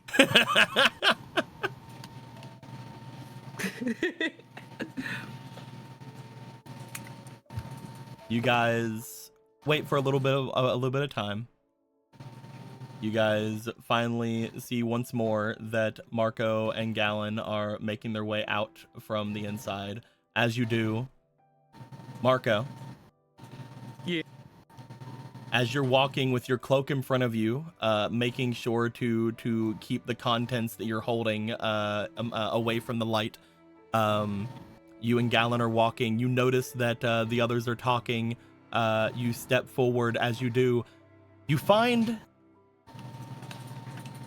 it's difficult to walk with your cloak in front of you, to the point where you're doing well with it, but you do find, looking back toward Gallon, he seems to step on a small bit of his cloak in front of him. As Gallon, he does, he starts to fall forward, Marco. Marco. What do we do? Marco, here's the problem. What's the problem? You're carrying something very volatile, Oh no. and Gallon is about to land on it. No. What do I do? Marco, do you want to try to stop Gallon from landing on the very volatile thing that he's carrying? Yes. I Marco, would like to stop that from happening. here's the thing though. You are also carrying something very volatile. But Deco, Mm-hmm. I have a friend. His name is Marco, and he's a clone. You're right. You can totally do this, Marco. I need you. I was gonna give you disadvantage. I need you to roll me for your instinct, please, without disadvantage. Hell yeah. Let's see. Deco, Yes. this seems pretty stupid all Yes. around. This is honestly, Marco, this is the most dangerous thing you've done in the past few days.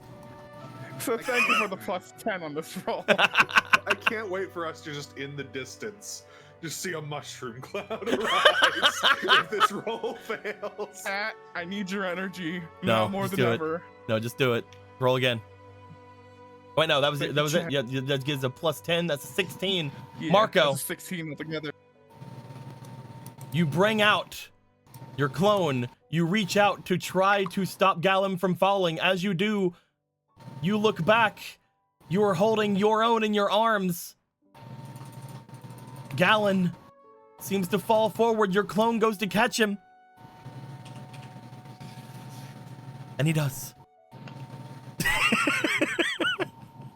Thank God. You see the Thank look God. on. You see a look on Gallon's face. He looks back to you, a look of terror for a moment, but then a look of relief. Thank you, Marco. You saved us all. It's no problem. I'm glad I learned these Ishika tricks. The two of you then go and transfer the cargo. It's at this point that you guys are done transferring your cargo. You guys walk back. There is a sense of accomplishment with the two of you, but at this point, as you walk back, you see that as Don is just laying on his back in this freshly upturned dirt, and the others are over by the well. You guys have a good day. It's been a good day. It's a good day. Sure did something. Yeah, you did. Brock just stops whirling for a second, just looks up. Was I about to die? Goes back to carving. We're lucky nobody else here has danger sense.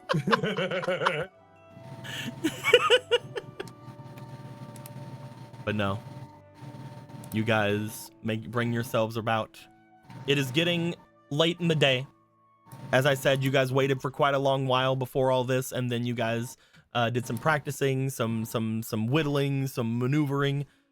It is getting late in the day. As this happens, do you guys want to rest up? Is there anything you guys want to do tonight? You guys note that the brothers will be here in the morning, from what Argo seemed to think. Mm-hmm. I don't have anything specific. Okay. Unless Gallon has more things that we need to get done. No, I'm no. good. We just have to check on it later, all right? Mm-hmm. It has to be one of us. We just check on it a little bit later. Yeah.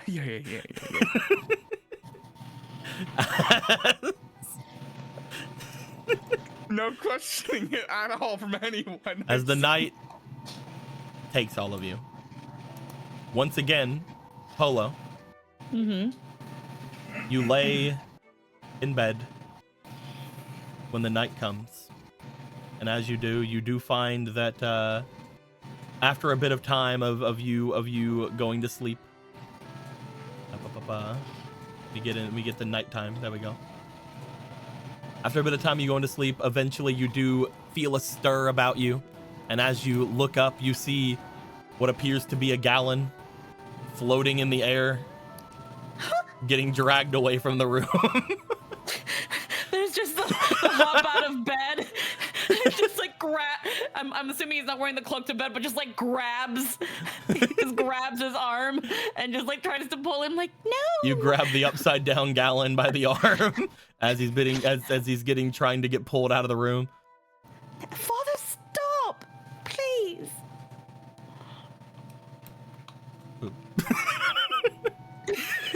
Just drops him like a fucking sack of potatoes. There is a pause, and then there is a sitting of Gallon down as bloop, bloop. You then feel something lift you. Are you still holding on to Gallon? Somewhat. She didn't let him go. Wait. Gallon gets dragged behind as the two of you are brought to your room and sat down inside of.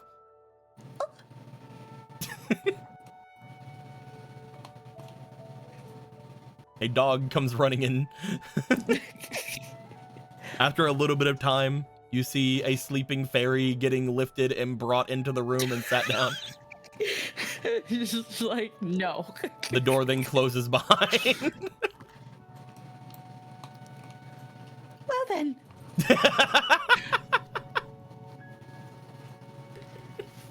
Good night to you too, Father.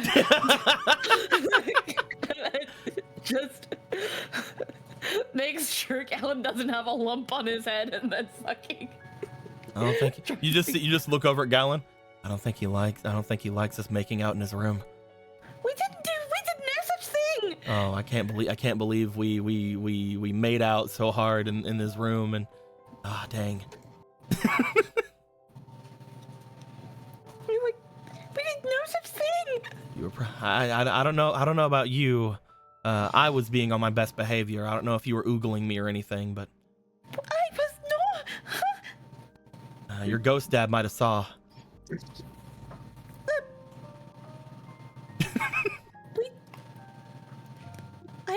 I had no intentions of doing anything on my mother's bed. That would have been very rude. I know. I'm playing. You hear a knock at the door. Brock just comes in. I feel like someone's about to die. Did we want you to do something? Oh God. As Brock says this, you just see Gallon sit up. Oh God! You wait here. I'll go check. As he runs out of the room. What's really funny is that it's like in the middle of the night. You just see these big glowing red eyes. I feel like someone's about to die. As soon as Gallon like gets out of he's just like still in playful mood with Polo. He sees that. He hears that from him from Brock. He's like, oh God! I'll go check. You stay here. You hear frantic footsteps on the stairs, and then just the sound of the door opening in the front. Step. Puts wood carving of Polo next to Polo on nightstand. Oh, wow, this is amazing. Have you been working on this? Yeah, some other stuff. Anyway, good night. Good night. Oh. Just goes back outside and sits back in the corner. Starts whittling again. It's just that, like, looking at it, just like, what craftsmanship? So she just kind of looks at it almost like in awe until she eventually falls asleep. Before that, you do find that as you're looking at it, and as you look over toward the little whittled polo, whenever you put it down and whenever you look over to try to go to sleep, you hear a slight noise. As you look back over toward it, you see what appears to be Aster just kind of sitting on the side of the bed, looking up over toward where the whittled statue is. And as you see them do that, they point at it as it is slightly levitating off the nightstand. Huh? Easter? That's not me.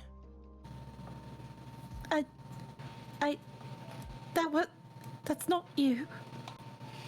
They push their hand out as you see what appears to be tiny little orange and golden sparks seemingly flying out from a bit of Aster's hand. As you see what appears to be a figure in front of you, almost outlined in these small little sparks in front of you. You see what appears to be a very large figure looking, from what you can tell, head down toward the whittled statue. As they look over toward where you are, they seem to sit the statue back down and start walking toward the door.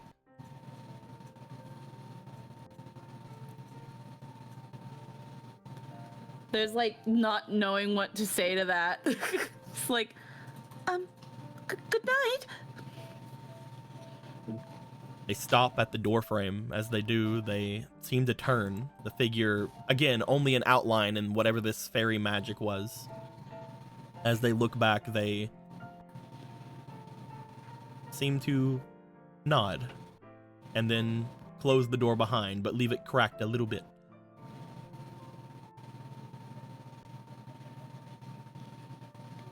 Poes don't usually take forms like that, do they, Easter? Not usually. Usually they have a small little wispy form, or they have a sort of corrupted, larger form, similar to Mr. Boogiemeal.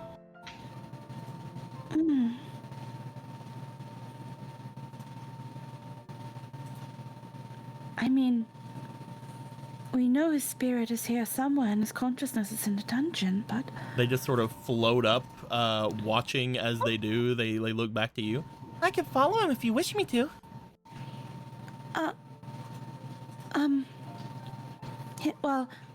He would know you're not... You don't have to do that. I don't think he's going to hurt Galen or anything. I don't believe that something that is keeping their form like that would hurt anyone, no, but... It is dangerous for a Poe to just be left alone, is it not? At least it was back in the forest.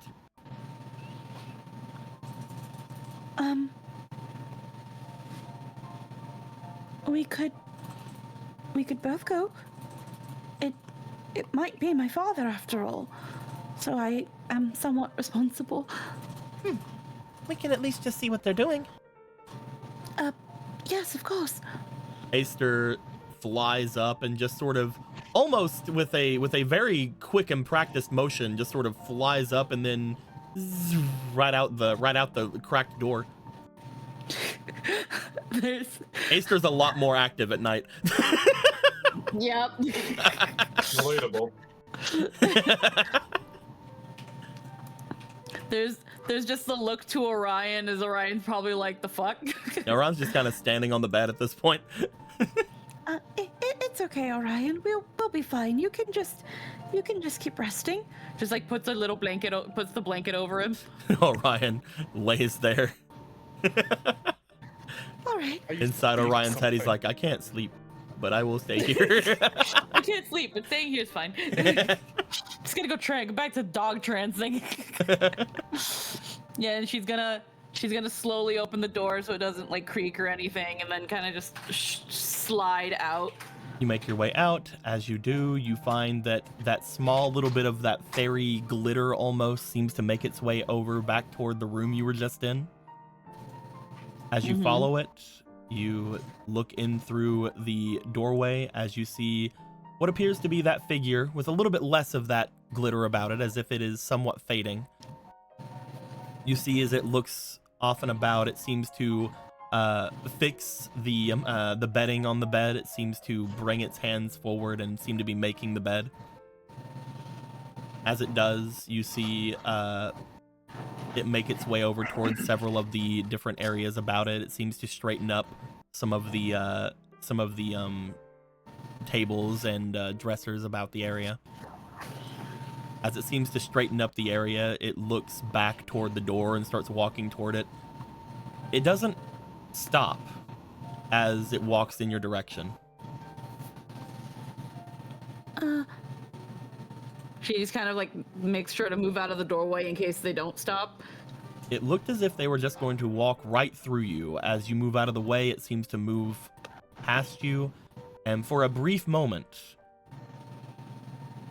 you hear just a wisp of a thought, almost like the smallest bit of noise that could possibly be made. You could swear you heard your name. Huh? As you look up toward the figure, it looks down towards you, and then it walks away.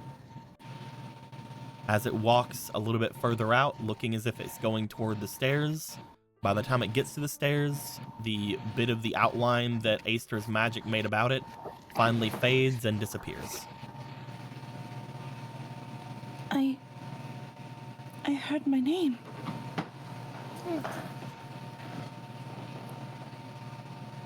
It looks back over, or she looks into the room as she looks back to you. I think that maybe he just likes this room. I guess that would make sense. He doesn't seem to mind you. He doesn't seem to mind you being in it, but maybe he doesn't like someone else being in it. I mean, last night it was just me in there, so I guess he only wants family to disturb this room. I'm not quite sure.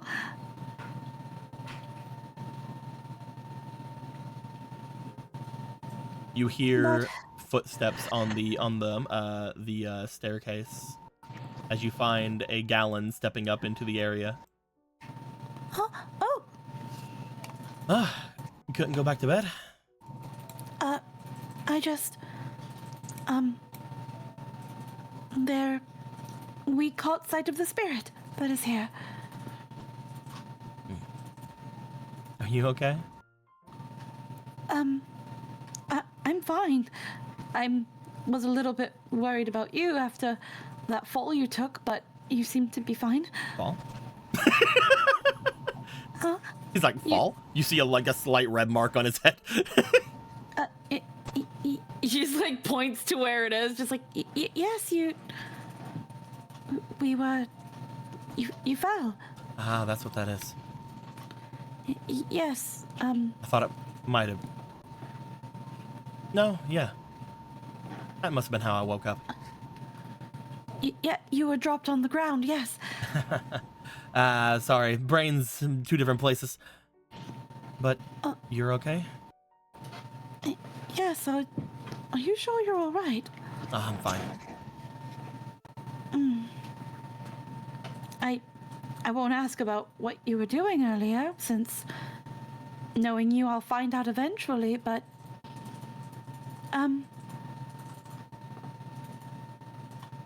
I guess do not trouble yourself too much. Why not?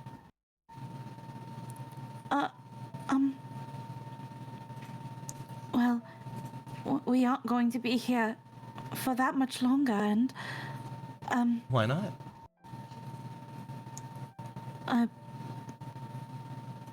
we have other things we need to do after all this. And when we go and do those things, what's to stop us from coming back whenever we want? I guess nothing, since it's connected to the manor now.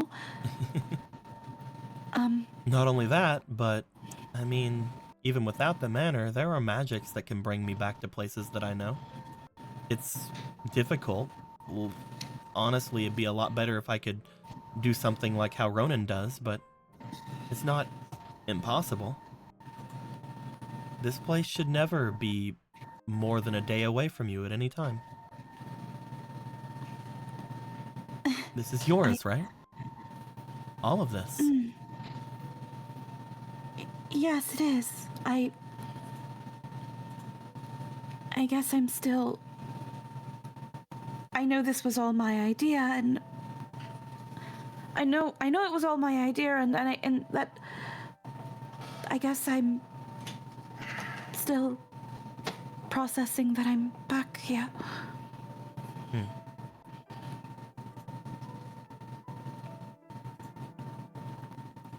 I didn't think I would come back.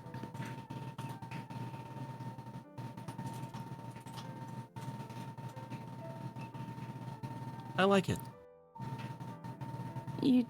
It's not too cold for you? I'll probably get used to that. There's got to be some other kinds of clothes out there that'll let me both have a protection from the elements as well as be able to show all the assets. And we could probably enchant your clothing, yes. But more than that, it's new. I love it. Whenever, before everything happened with Gorthos and everything, I'd spent years traveling. I didn't grow up all the way in the desert. I'd like to tell you about some of them sometimes if you don't mind listening to how I was before all of that. But I mean, we're going to have to fall asleep somehow. I don't mind talking about it tonight. I don't know Maybe if anything I have is that interesting, but I mean, I don't think any stories I have of my life growing up here are that interesting, but I feel like you would tell me, no, you're totally interested in hearing all of it, all that I have to say.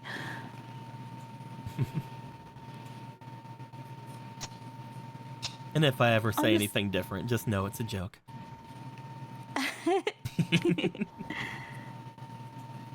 Besides, after all of this, I'm caught a bit of a second wind.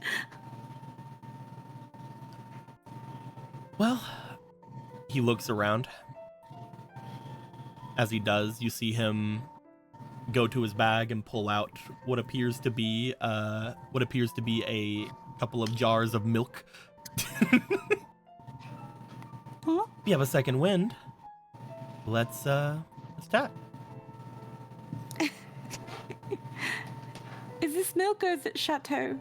I got these from Marcos. They're probably pretty good. Is that what you were doing? Smuggling a Chateau? Yes.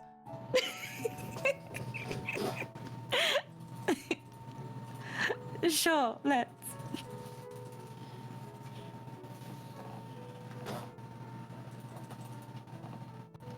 She's gonna kind of slowly, as to not make too much noise, make her way back to her room. You guys rest up for the morning, or for the evening, as you guys do. The morning comes. Everyone wakes up to a different sunrise, just as normal. You guys all wake up at your different places, eventually making your way back here. Marco, you wake up immediately in the morning and you run off to go and check on a thing real quick before running back. Yeah, we drew straws last night, and it was Gallon that had to check last night. Yeah, I got it at night. You got it in the morning. That's how we do it. I can't wait to find out what we did. What did we do? As the morning comes, everybody is brought back into the main area. Polo, You get up and you make your picnic stuff once more. This time, actual Sammys. This time you have actual sandwiches. Have egg witches. At this point, you would find that Brock, you would be done with a second one of the whittlings you had. Which one is this one? It's Apollo's mother. Ah. And he puts it right next to the big portrait. Heck yeah. Polo, you see a nice little whittle sculpture, whittle out thing of your mother. There's that other that look of amazement, and then you see like a single little tear go down. She gets a teeny weeny bit emotional seeing that. Hmm? Did you work on this all night? No, I passed out. Oh, Then I woke up again. And yeah. thank you. Oh, you're welcome. It's incredibly accurate. You find that while it was definitely made based off the pictures that are in the house, you find that the pose itself and the look of it is definitely, while it is based on, it is a completely different kind of look about it. Yeah. Because none of them were 3D. Hard to go on assumptions, but considering who your father is, I was feeling safe to assume she was kind of a spitfire. She did have a bit of a sassiness about her, yes. Oh, good. I was weirdly gambling with that one. You guys find that after a slight bit of time, as you get everything settled and ready, Polo, you catch a whiff in the air of a certain scent. And by scent, I mean horse. Horse. You find, just like before, after a bit of time, you hear with your demonic senses what appear to be the sounds of a carriage as well. Oh, over here. Oh, I'm still not done yet. Oh. There's like the gently. You puts just like the- have put- you just like have like half a Vega in your hand. You're like, whatever, and you throw it behind your back.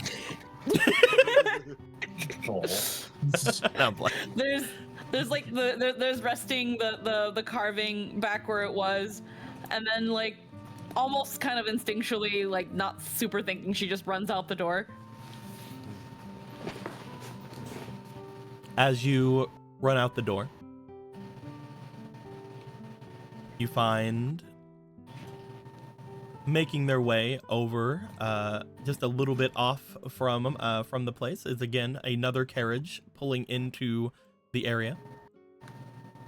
You did not have your demonic senses on at the absolute peak, which is why you would not have noticed it coming from like too much of a while away. Yeah. But you do find at the front of said carriage, and again, this one doesn't have a roof, doesn't have like, it isn't that kind of carriage. You find what appears to be Volmana giving a wave to you guys, and you also see walking beside of it seems to be Hadar, who is walking around looking about the place as if he hasn't seen it in fucking years.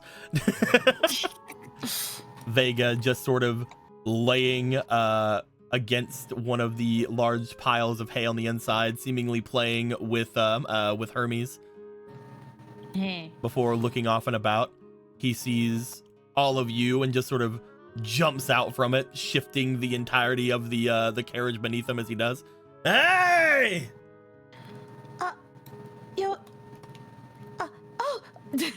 Pops hand on chest, and You're late. Oh, Polo. You tried. The three of them would approach as you say that. It's like, we're late. Yeah. Yes, you're late. I guess if she says so. We We've been waiting arrived so long, before- brothers. we arrived before you and waited more than a day. Vega looks over toward Hadar, who just seems to step forward, making their way over.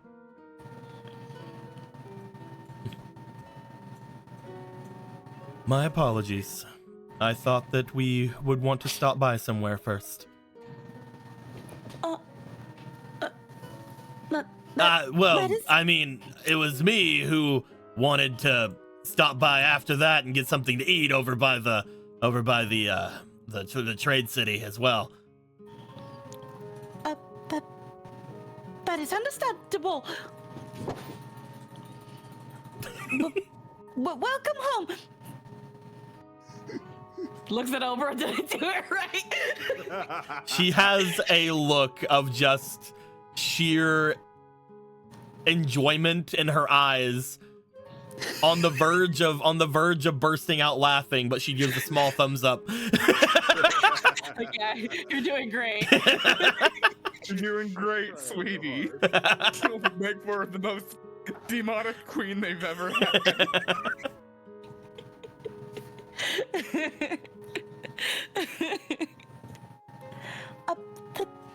Thank you for bringing them, Mr. Volmana. It's no problem. I've been mostly delivering things between the Goron cities, so they said they wanted to go this far north. I was on my way anyway. I see. Please help yourself to any amenities until you have to head back out on your journey. Thank you very much. As the Bishonen fucking Goron makes his way away. Yeah, feel free to use the door over there to get back to wherever you need. Oh, wonderful. The carriage won't fit, but you know. Oh yeah, I forgot that they have a carriage. That's Yeah, ours, which one? actually. Oh, okay. Oh, it is your carriage? Oh yeah, I bought it. You think we could get like a big door that's big enough to like put carriages through at some point? You guys remember whenever you guys made the door down in the caves whenever you had left the water temple, that seemed to have been a much larger thing that just sort of got made that way. But that was whenever Gorthos had made a slight adjustment to things, and you guys also were able to use it with a small amount of the magic that Clarity had. So maybe there's some way to make something like that. Who knows? It's only the end of the game, guys. We don't need to think about it too hard. So, what's everybody doing in our house? Well, I'm playing. Oh. What? When were you two going to tell me that Father is here? What? Well, that settles that mystery then. You, neither of you knew? Dad's here? What do you mean? There's a portrait that was not here when I left, and at night there is a figure that walks around the house. Like a ghost thing, from what I'm hearing. Seems like every time the sun comes up, he walks back over in that area, points over to the cave. You know where that fancy temple dungeon is. That is Father's temple. I've never seen a spirit, at least of like something like that, make their way up into the upper parts of it, other than Lobo.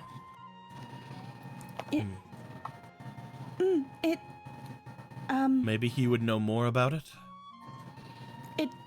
I assumed it was some sort of figment of Father's spirit. It moved me from Mother's room to mine, and If Dad did become a Poe, I'm sure he became the strongest one there was. So yeah, that makes sense.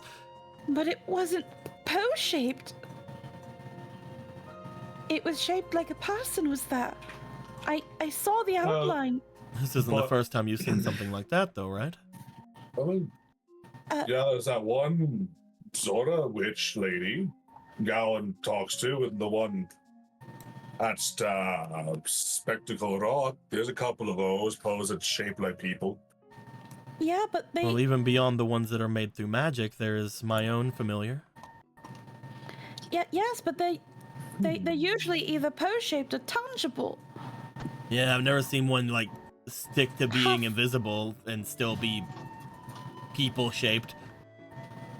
Yes, that's what I mean. If you think But it's because it's a demon. We are great. Are we? Yeah. He looks over and is like, you don't know how, you don't know? We're great. No one's giving me a crash course of what that means. We gotta do that. Okay. Polo, who's that? This is Brock. This is, He's like a tiny, Not he's like a tiny Gorthos. No, he's not Gothos, he's Brock. I am Brock. Yeah, We- Gorthos we is tried- like freaking 12 feet tall or something. I mean, Oh, you yeah. can do that. Yeah, watch. Oh! Yes, we tried to fix Gothos' skeletal body, and, we didn't get Gothos. And I'm gonna put you Yeah. behind these guys Yeah. so that they can still be Yeah, fair. seen. And like I can do it, I can do it again. Vroom. Vroom, vroom, You want to see me become 12 feet tall? Want to see me do it again? Oh, he's more Watch than me 12 do it feet again. tall. Vega has no idea what he's talking about. Basically, God, I'm stopping that. That gives me vertigo.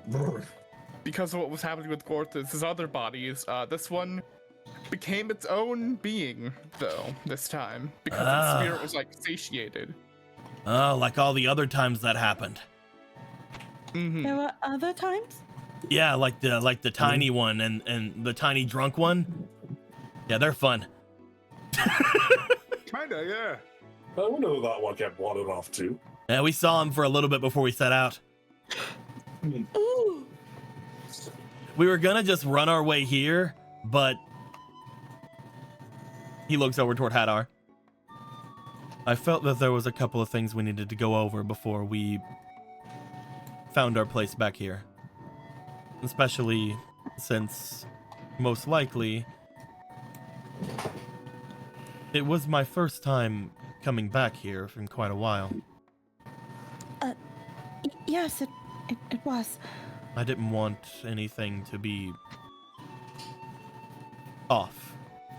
So I made sure to have Vega tell me about all the ins and outs of everything that had happened, just to make sure that nothing had gone awry or that I needed to fix anything first. I told him I could take care of all the things, but there are some things up in the manor up there that are a little bit crazy, but they were fine. I got them. Did you two also know that the entrance to Father's... That leads to Father's dungeon? They look at each other. The one with his relic?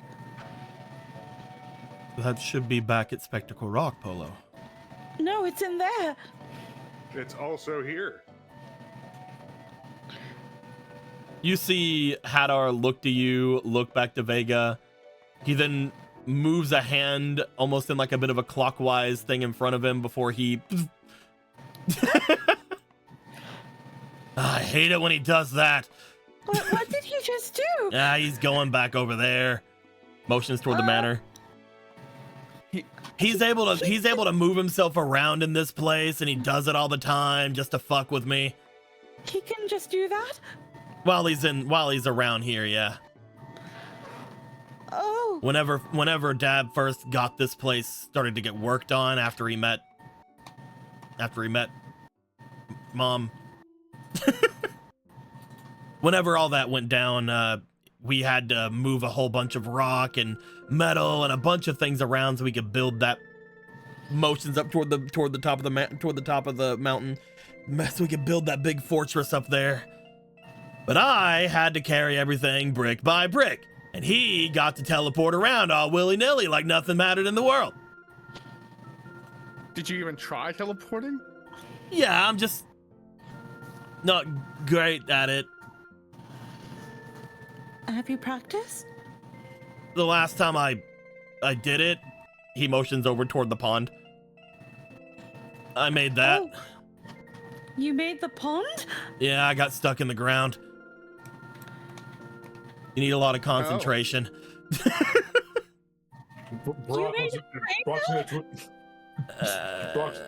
Brock's going to attempt to concentrate and teleport. Brock, this is a long shot. This is Brock, this is a long shot.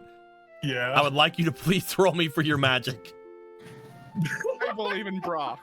Hang on, I'm gonna throw the thing on the fucking chat. A long shot. Roll it. This is a longshot.exe. Go ahead. Long shot. There you go. Have inspiration.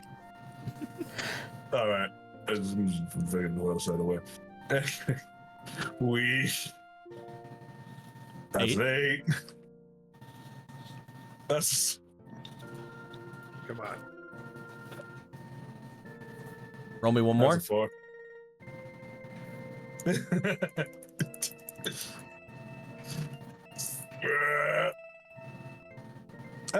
That's a 14.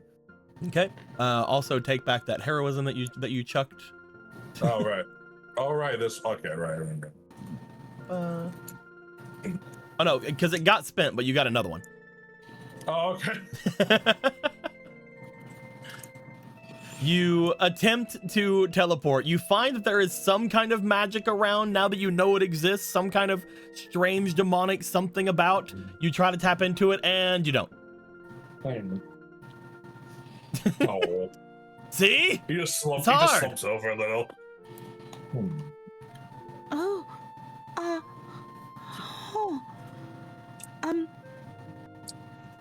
I see. It's not working. It's not working. It doesn't exist.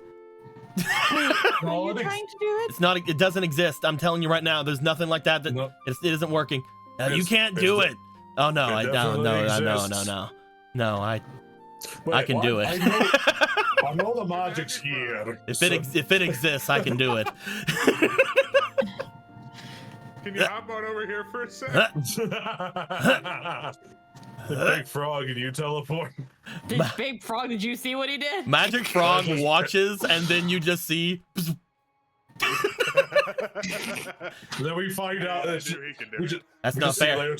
We say later tonight that's not that the apparition shows up, the Magic Frog just dabs him up like, my man, it's been You forever. just see Gowling climbing Magic Frog. That's not fair. Hey, he just looks at Magic Frog. That's not fair. You can't do that.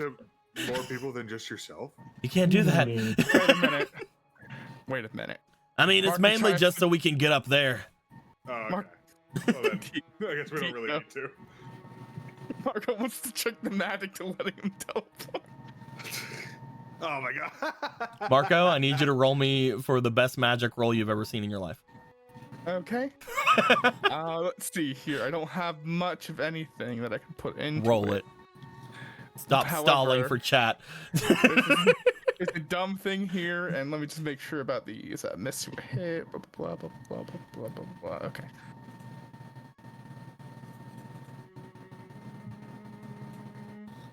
I believe in a thing called luck.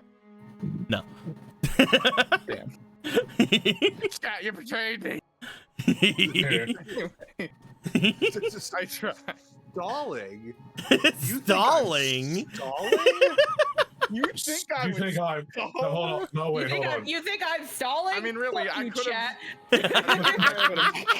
Really, I was going as fast as I needed to. Thank you very much, chat, for keeping the integrity of the game.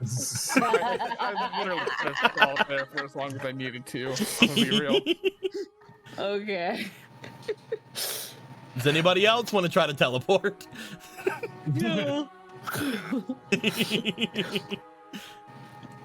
If it's just to go over there, we can just go over there. Well, it's also to just go anywhere basically within like the bubble surrounding that. However, Yeah.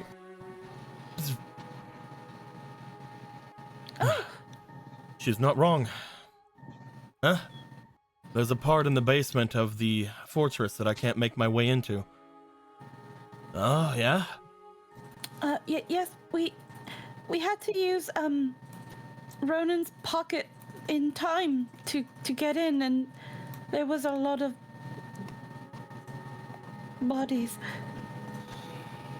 Bodies? I think after I had left, there might have been some people who managed to figure their ways into the temple. But it seems like Father, in his own way, was able to deal with them. So it's Vega's fault. Huh? Huh? Well, once Vega left and once you left, there was no one else to watch over this place anymore, right? If Father is indeed a Poe walking around here, he probably had to make his way out to protect this place. I see. Don't speak things like they make sense. I didn't know that I could also watch over this place. It was always close to me. You're strong, Polo. You were strong whenever you left, and you're strong now. If from what I remember, people talking about your exploits, you had basically taken out the entire Wolfos population of the Lost Woods. Most of them were asleep. That's still well, it's still a feat beyond what I would have thought you capable of back then. And again, that is my own problem, but I never took about taking care of this place. I always saw this place before as one of Father's many little project areas that he liked making, but seems he must have had some kind of protection placed upon it. And if Father really is a Poe or a spirit of some kind around here, I'm sure we'll see him eventually, unless he wishes not to speak with either of us, and I'd understand that in my case.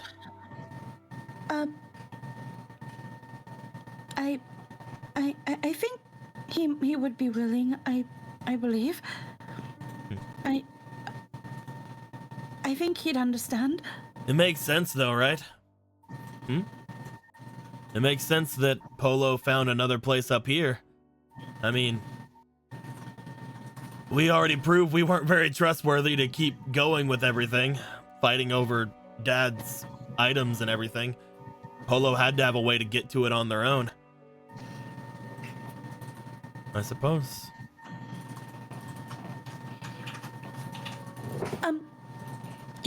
You two must be tired from the journey. Oh, not at all. Yeah, why would you ask? We've been mostly just lazing about in a carriage, honestly. Then I guess you are both fully rested and well fed.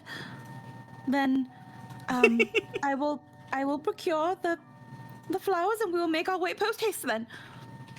Post haste?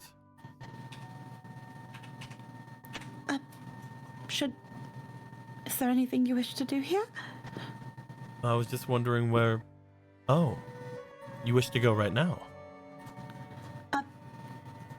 Well, yeah.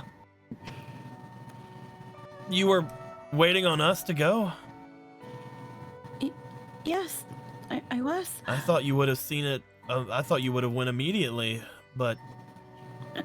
No, I wanted to see her all together.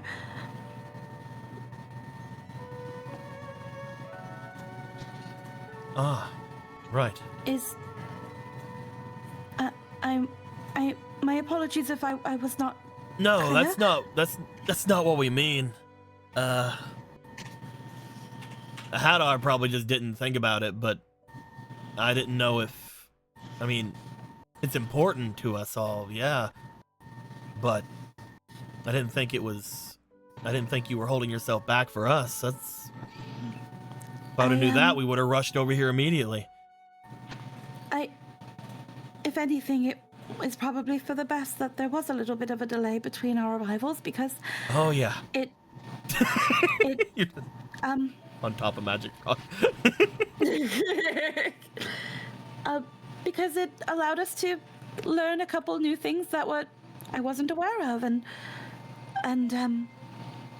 my own time to readjust to being here again after the time has passed.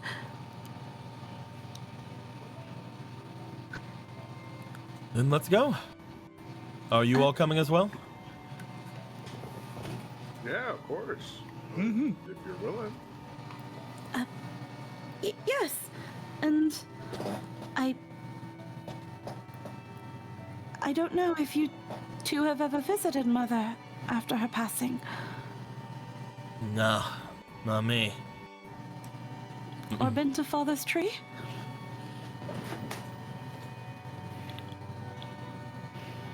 I haven't been there since we put the thing in the ground. Then I never was there for whenever she was, or at least after she was there. Not since we did it immediately. And I don't believe I've seen it since then either. I wasn't here when the two of you buried her.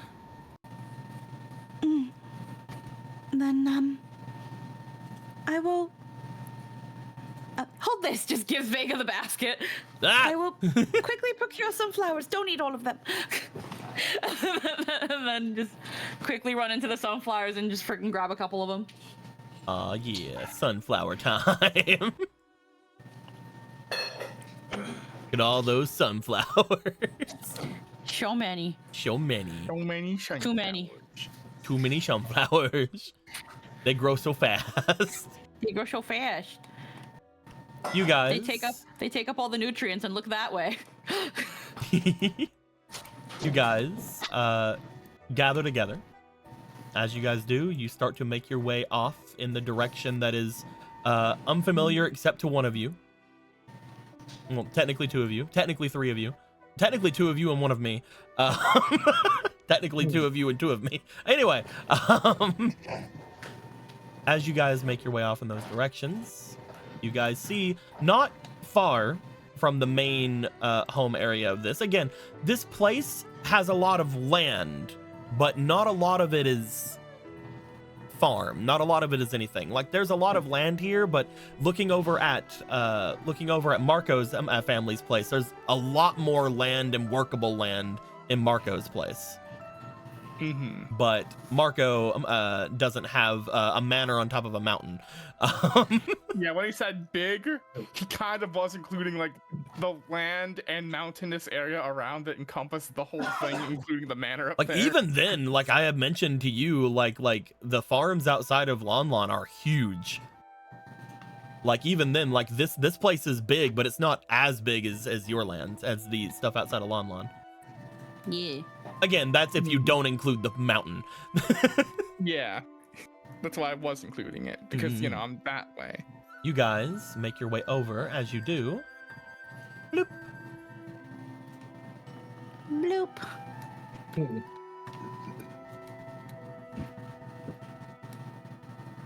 Ba-ba-ba-ba.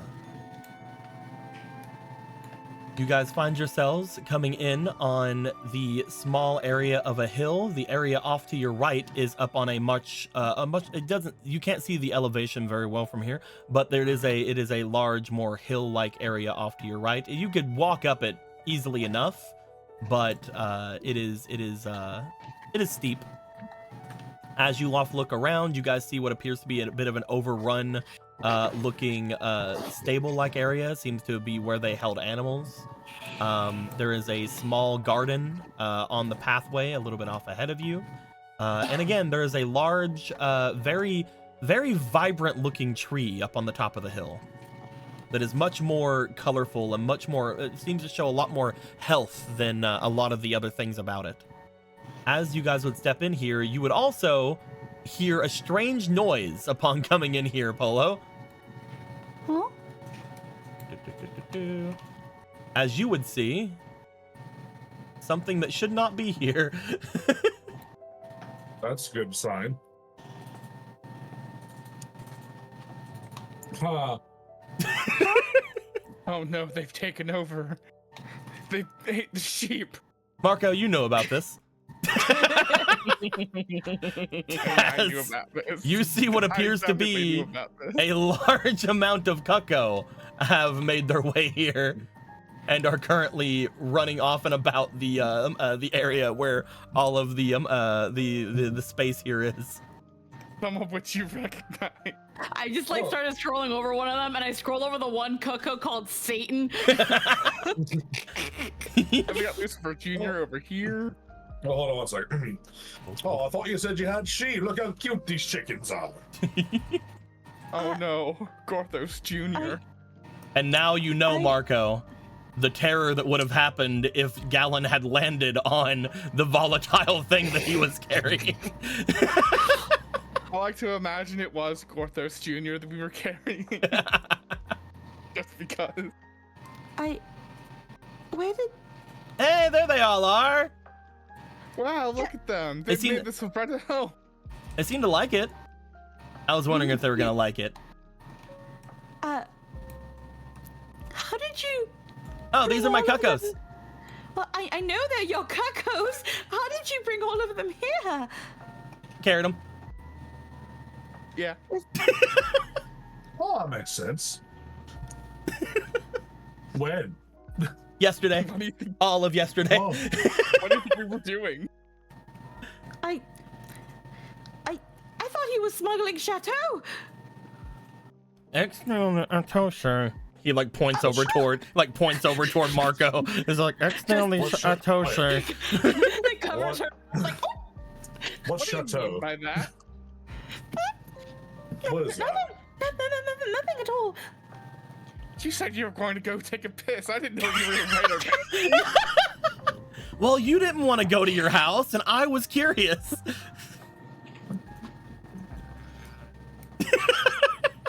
I feel out of the loop here. I didn't listen to anything. I just said la la la and went into the kitchen and took just a couple of bottles. It's fine. Can I have one? No, you're gonna have to get some more yourself, buddy. Turn to Marco. Can I have one?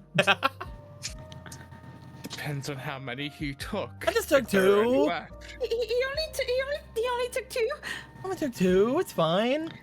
And it was some of the upper shelf ones, not the lower shelves where you keep all the like the really old ones. You know, that's fine. I did see where you hid all of them though, so I do know where to go in the future if I need that.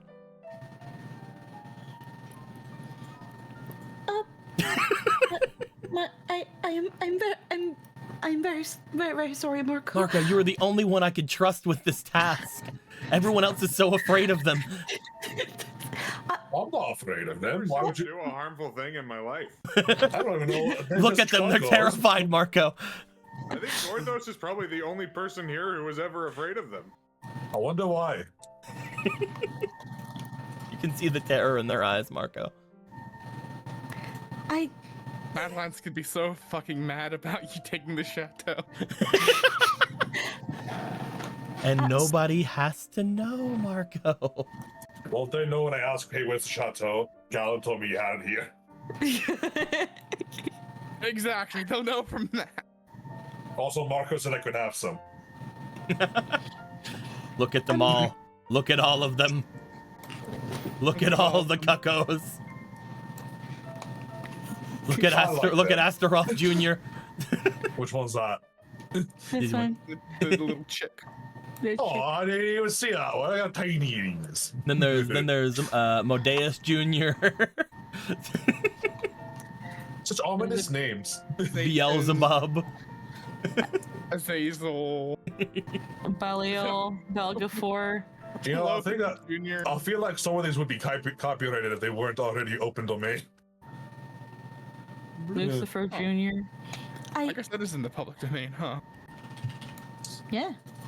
The 7 Princes of Hell? Yeah, they better fucking be. Man, Vipsy Pop's gonna be in a lot of trouble if that wasn't the case. Anyway. You guys would find that whenever this is all about,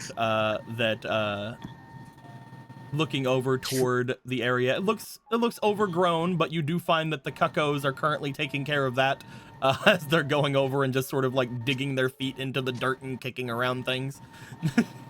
They're so cute. Look at them. They don't even know what's going on. You find that all the water troughs have been full of water, potentially from the magics that Galen had.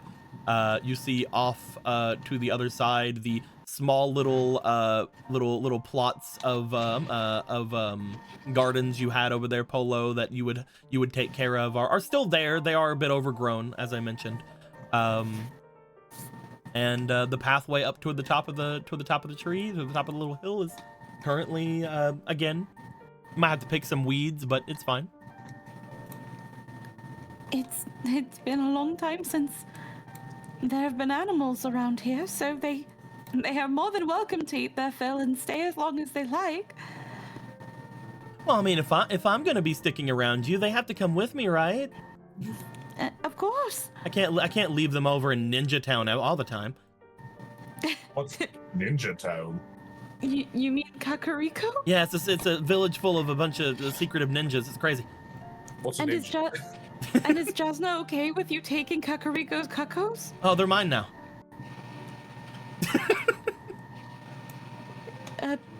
See, Oh. I formed a contract with them, and if you do it with one, you have to do it with all of them. Literally, they told me that, and they pushed them all onto me. It's fine. They reproduce like crazy. I see that. You only had half a dozen cuckoos, and now you've got 3. Oh, these, a lot of these were also already in Kakariko. I took those as well. So you did take Kakariko's cuckoos. Well, they have plenty of cuckoos. They're not Kakariko's Do they? cuckoos, they're everyone's cuckoos. Kakariko's cuckoos 5 times fast. Kakariko's cuckoos, Kakariko's cuckoos, Kakariko's cuckoos, Kakariko's cuckoos, Kakariko's cuckoos, Look, Kakariko's they're cuckoos, terrified Kakariko's of them. They couldn't wait to get rid of them. How do you do that? I don't. Maybe because I don't have lips. Look at the terror on everyone's face as you just look over and you see Brock like holding one of them in his hands. It's like, oh, He's petting like 3 of them now. I like them. He's gotten a couple that land on him like a scarecrow that doesn't work. He's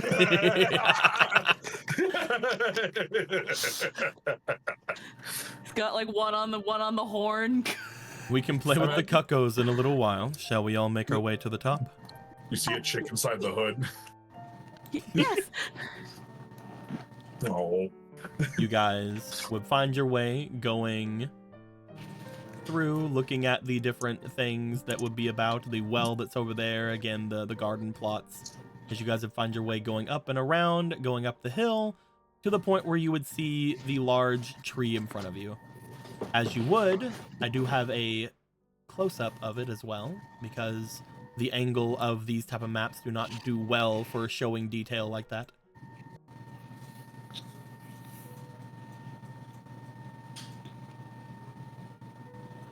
You guys would see, as you guys would look off into that. Oh yeah, I guess I guess you could turn it upside down. Oh, upside down. Okay, sorry. No, it's fine. I'll just put it back. I've already moved now. I was so tempted to hit the F key on it so it flipped.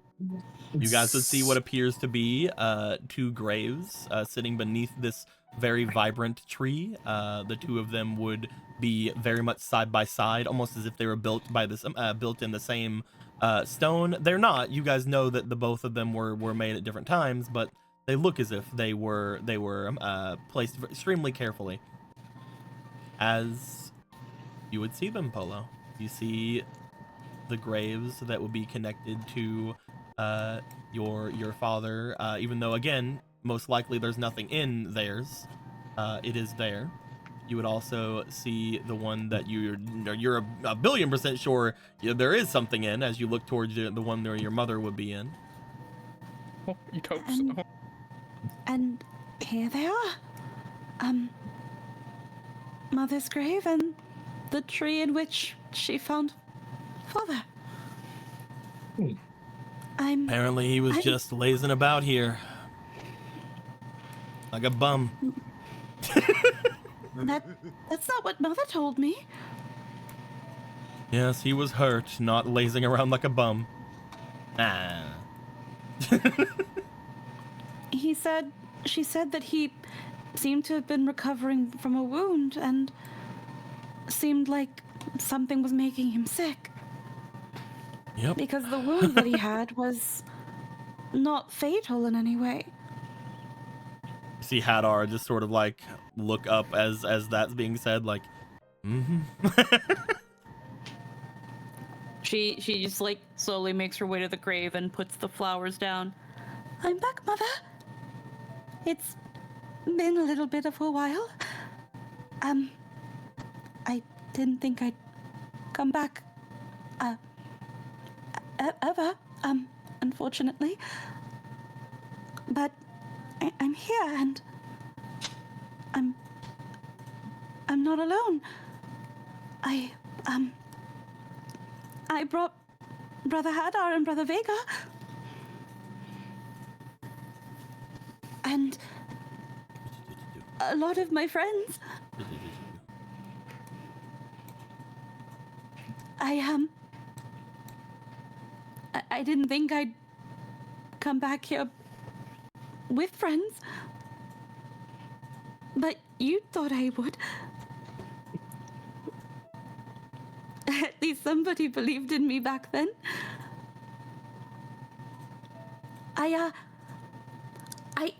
I even found somebody.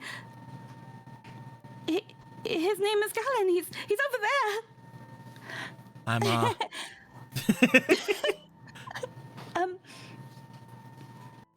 I thought I would visit you and say that I don't know if after this I'll be able to visit again. There's a lot going on in the world right now. Now that I know about Father's abilities, maybe you already knew that. But I wanted to see you one last time and introduce you to everybody. I didn't think I'd get this far. And as scary as the journey has been, I have not a single regret taking it. So thank you for believing in me. And I hope we can see each other again. I have so many stories to tell you, and if I can come back. And I hope you're proud that I'm not the person I was when I left you. And she has like a couple hiccups in between the little ramblings she's saying.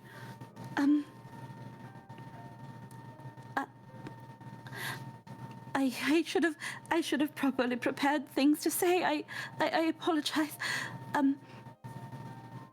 If there's anybody that knows anything about what people are trying to say, it's her.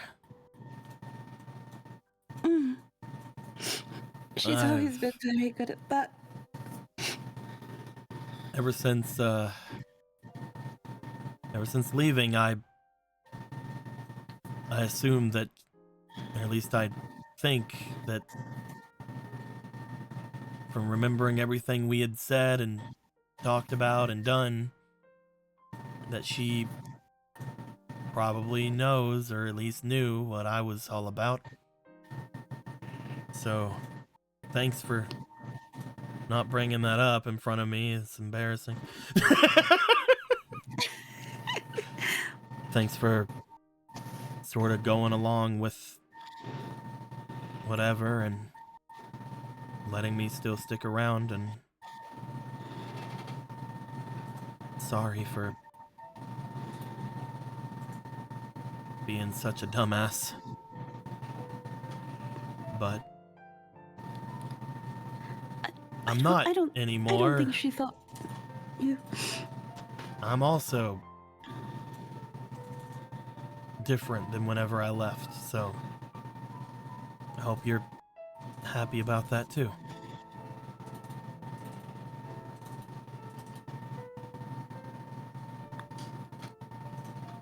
And what's with this whole not coming back thing?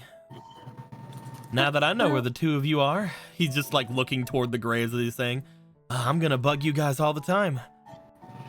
I got all kinds of stuff to talk to you about, Polo. I never had a humongous connection with my mom and dad like she did, so I love them, and I'd love for them to be happy, and I'm glad to see you guys, and you know I'm gonna drag Polo back here every chance I get.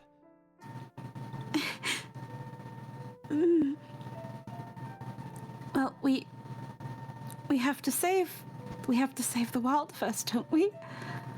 Details.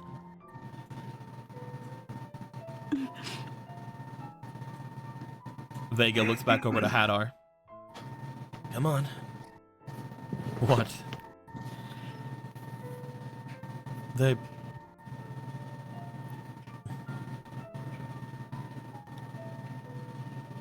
They're gone. Yeah. Yes, but... And even if they weren't gone, if they could hear us, they don't want to hear from me. I don't believe that.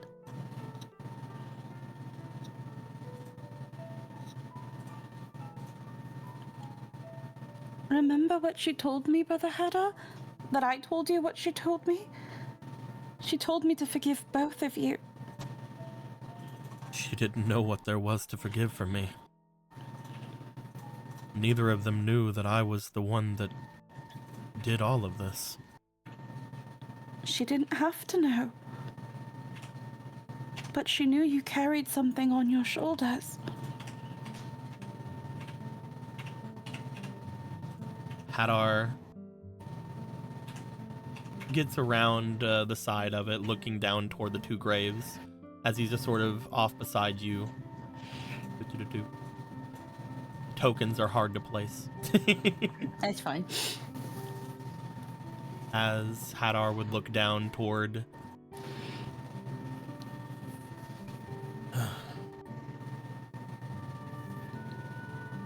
It's hard to believe that everything went down because of that, right?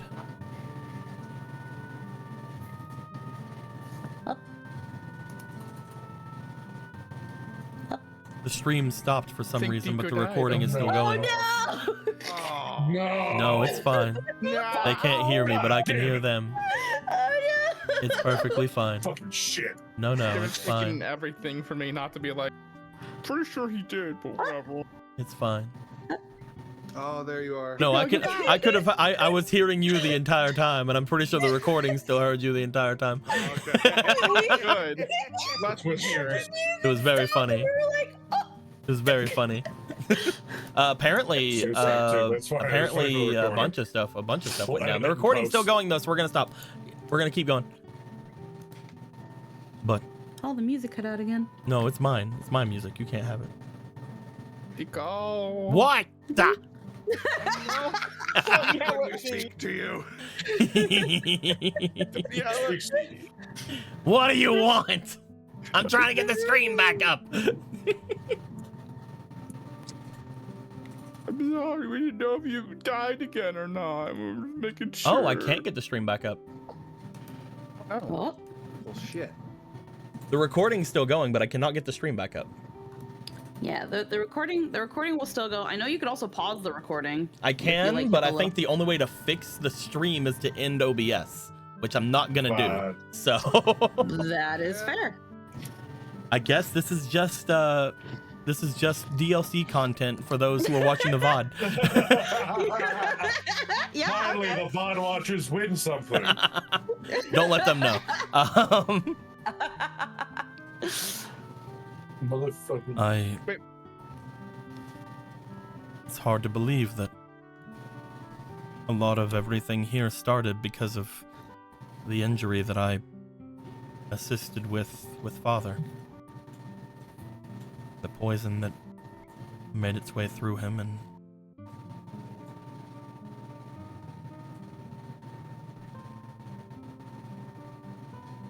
it's hard to believe that even after all that, I felt entitled to anything from him whenever he died.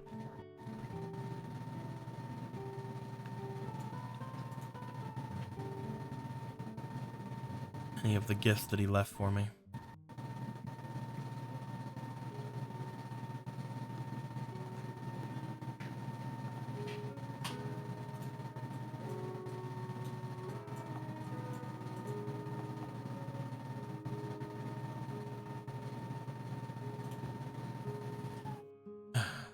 I should go. No! I think even if you didn't have anything to say, she'd be happy to see you here. She knew you were carrying some sort of burden. She knew it must have been hard. Even if she could have forgiven me, there's no way he would have. Then you wouldn't be in that portrait. Portrait? There's a portrait at home. Made by Father of all of us. He's been working on it since I've left. Maybe even longer, but... Not only that, it has Polo in it. Mhm. And not as a baby. As I am now.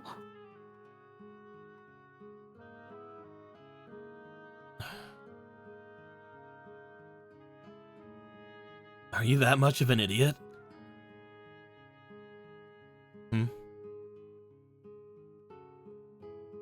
Hadar, Dad could see the future. He could also, according to Polo and Gallon, see things that were dangerous around him.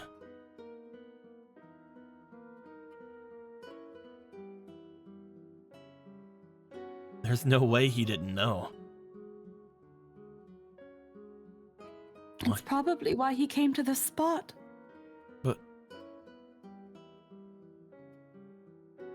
then why let me do it?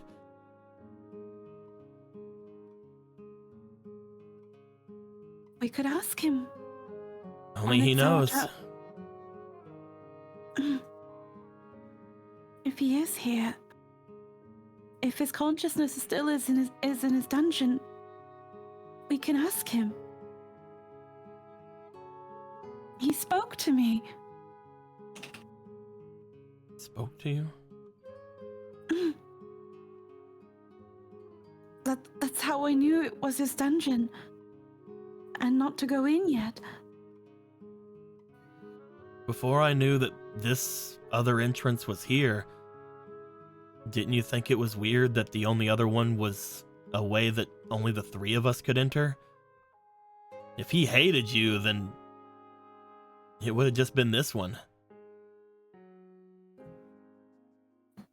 He knew I was...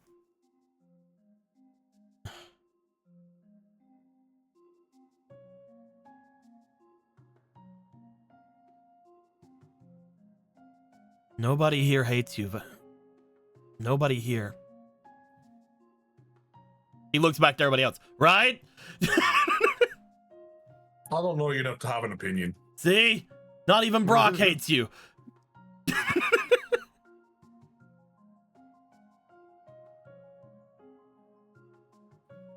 And I don't hate you either, so...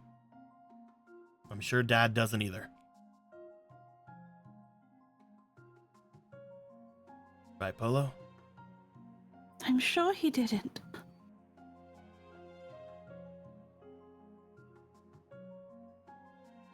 Dad If he knew us knew- and our vices more than anyone.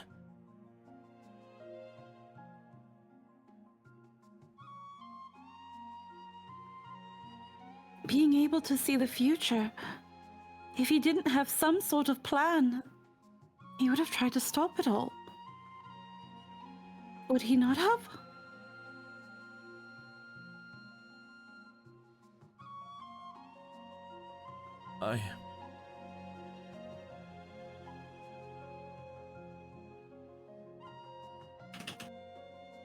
I'm unworthy of this.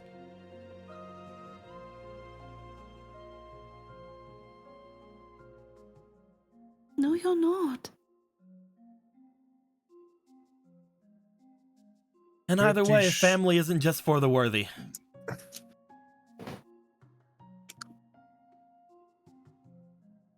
You gonna say Brock? And I'm pretty sure you don't get to dictate if you're worthy of something or not. It's people around you, especially family. He says, Seems like holding your 3 family loves chickens. you. I'm As sorry. if I it proves just something. I just like the idea of you saying all this, holding 3 chickens. Yes. Brother, before I left here, I didn't think I was worthy of anything. I didn't even know about these blessings. I thought that going out there, I was probably going to die. And a part of me even welcomed it. Hello. But I had to try. She believed in me. And now I have friends. I've been given the opportunity to fall in love. I have my brothers back. I'm going to be able to, in some way, get to know my father. These are things I never thought I was worthy of. But I can't decide that. I never had that right. Everyone here decided I was worthy. Hadar brings his hands around you and pulls you closer to him.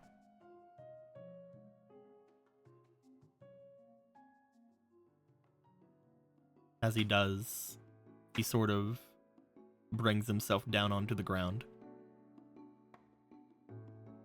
trying to give you a hugs. Hugs. I'm sorry, Polo. Please don't say you're not worthy.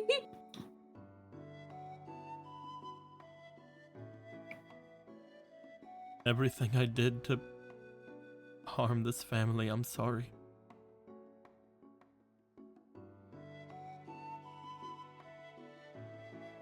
If anything, if not for you, I probably wouldn't even exist right now.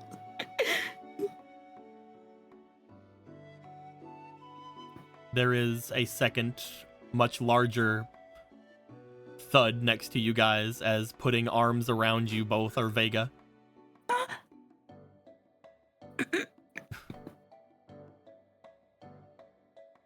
He doesn't say anything. He just kind of smiles at I the two don't of do you. negativity. I don't do negativity.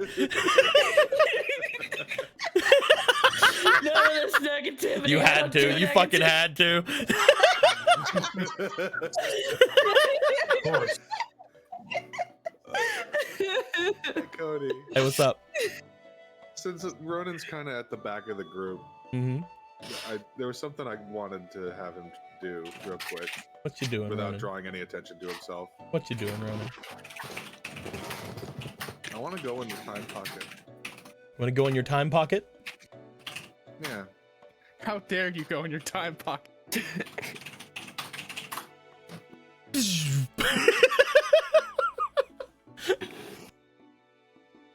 Ronan, I want to.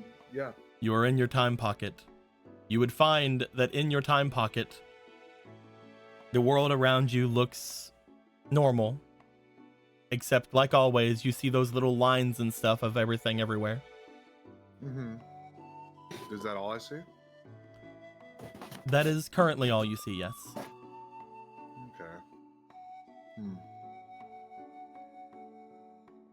No, that was a lot more.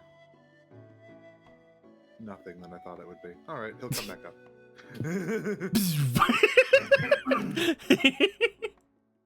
Oh, where'd you go? Don't worry about it. Let's make sure there's no fucking shit going on. Just want to make sure. I just want to see if there's any ghosts around. Leave me alone. I was hoping there was shit going on. Is the thing. Never mind. Continue. As the three of them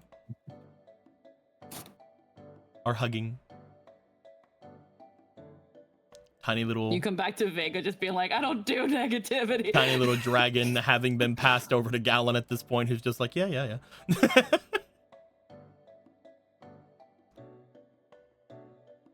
With the fact that we are no longer live, and also the Yeah. fact that one of your brothers is breaking down in front of you, but also hugging you, and the other one is screaming like Goro Majima. That's not crying, it's sweat.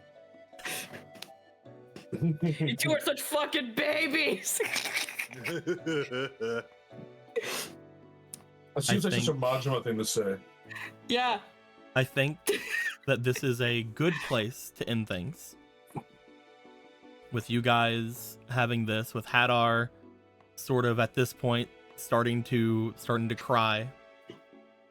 The oldest brother, the one that again essentially caused everything here to happen.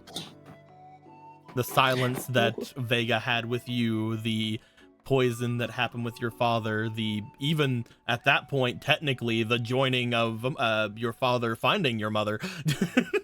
Yeah, no, he unknowingly fucking just was the catalyst for everything. As Hadar sort of breaks down and hugs the two of you, I think we will come back to this next week at hopefully the correct time, like we always do, like we did today. Like we totally came at today. Yeah. And we will On come the dot. back with more of the happenings on here now that the Cuckoos have migrated north into the demon territory where they belong.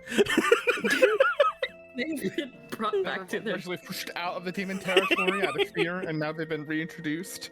Yeah, no, as that was the that. apex predator. Says here in the documents, Cuckoos descended from the north. In a The dog- wave of They were anger pushed and away. They were light. pushed away by a strong demon because of their power. Whoops. When your dad was like, I don't fuck with those. No, get those fucking things out of here. They're Hyrule's problem. Polo, now I really don't approve of your partner. He just undid over 500 years worth of work. Millennia of work. I had to fight a demon Cuckoo. He was the other. There are 4 demons that are of equal power. They always happen that way. He was the other who could be called a demon general. Anyway. With all that being said, until next time, guys. Like always, later days, you dirty VOD watchers. Keep the And if you watch the VOD, write gravy in the chat. You better write gravy. I better see a sea of gravy. Yeah. You don't gotta put gravy. Gravy. That way we know that VOD watchers watch the VOD. Yeah. Tell us your favorite Dorito. And then dunk it in gravy. Anyway, bye. Bye.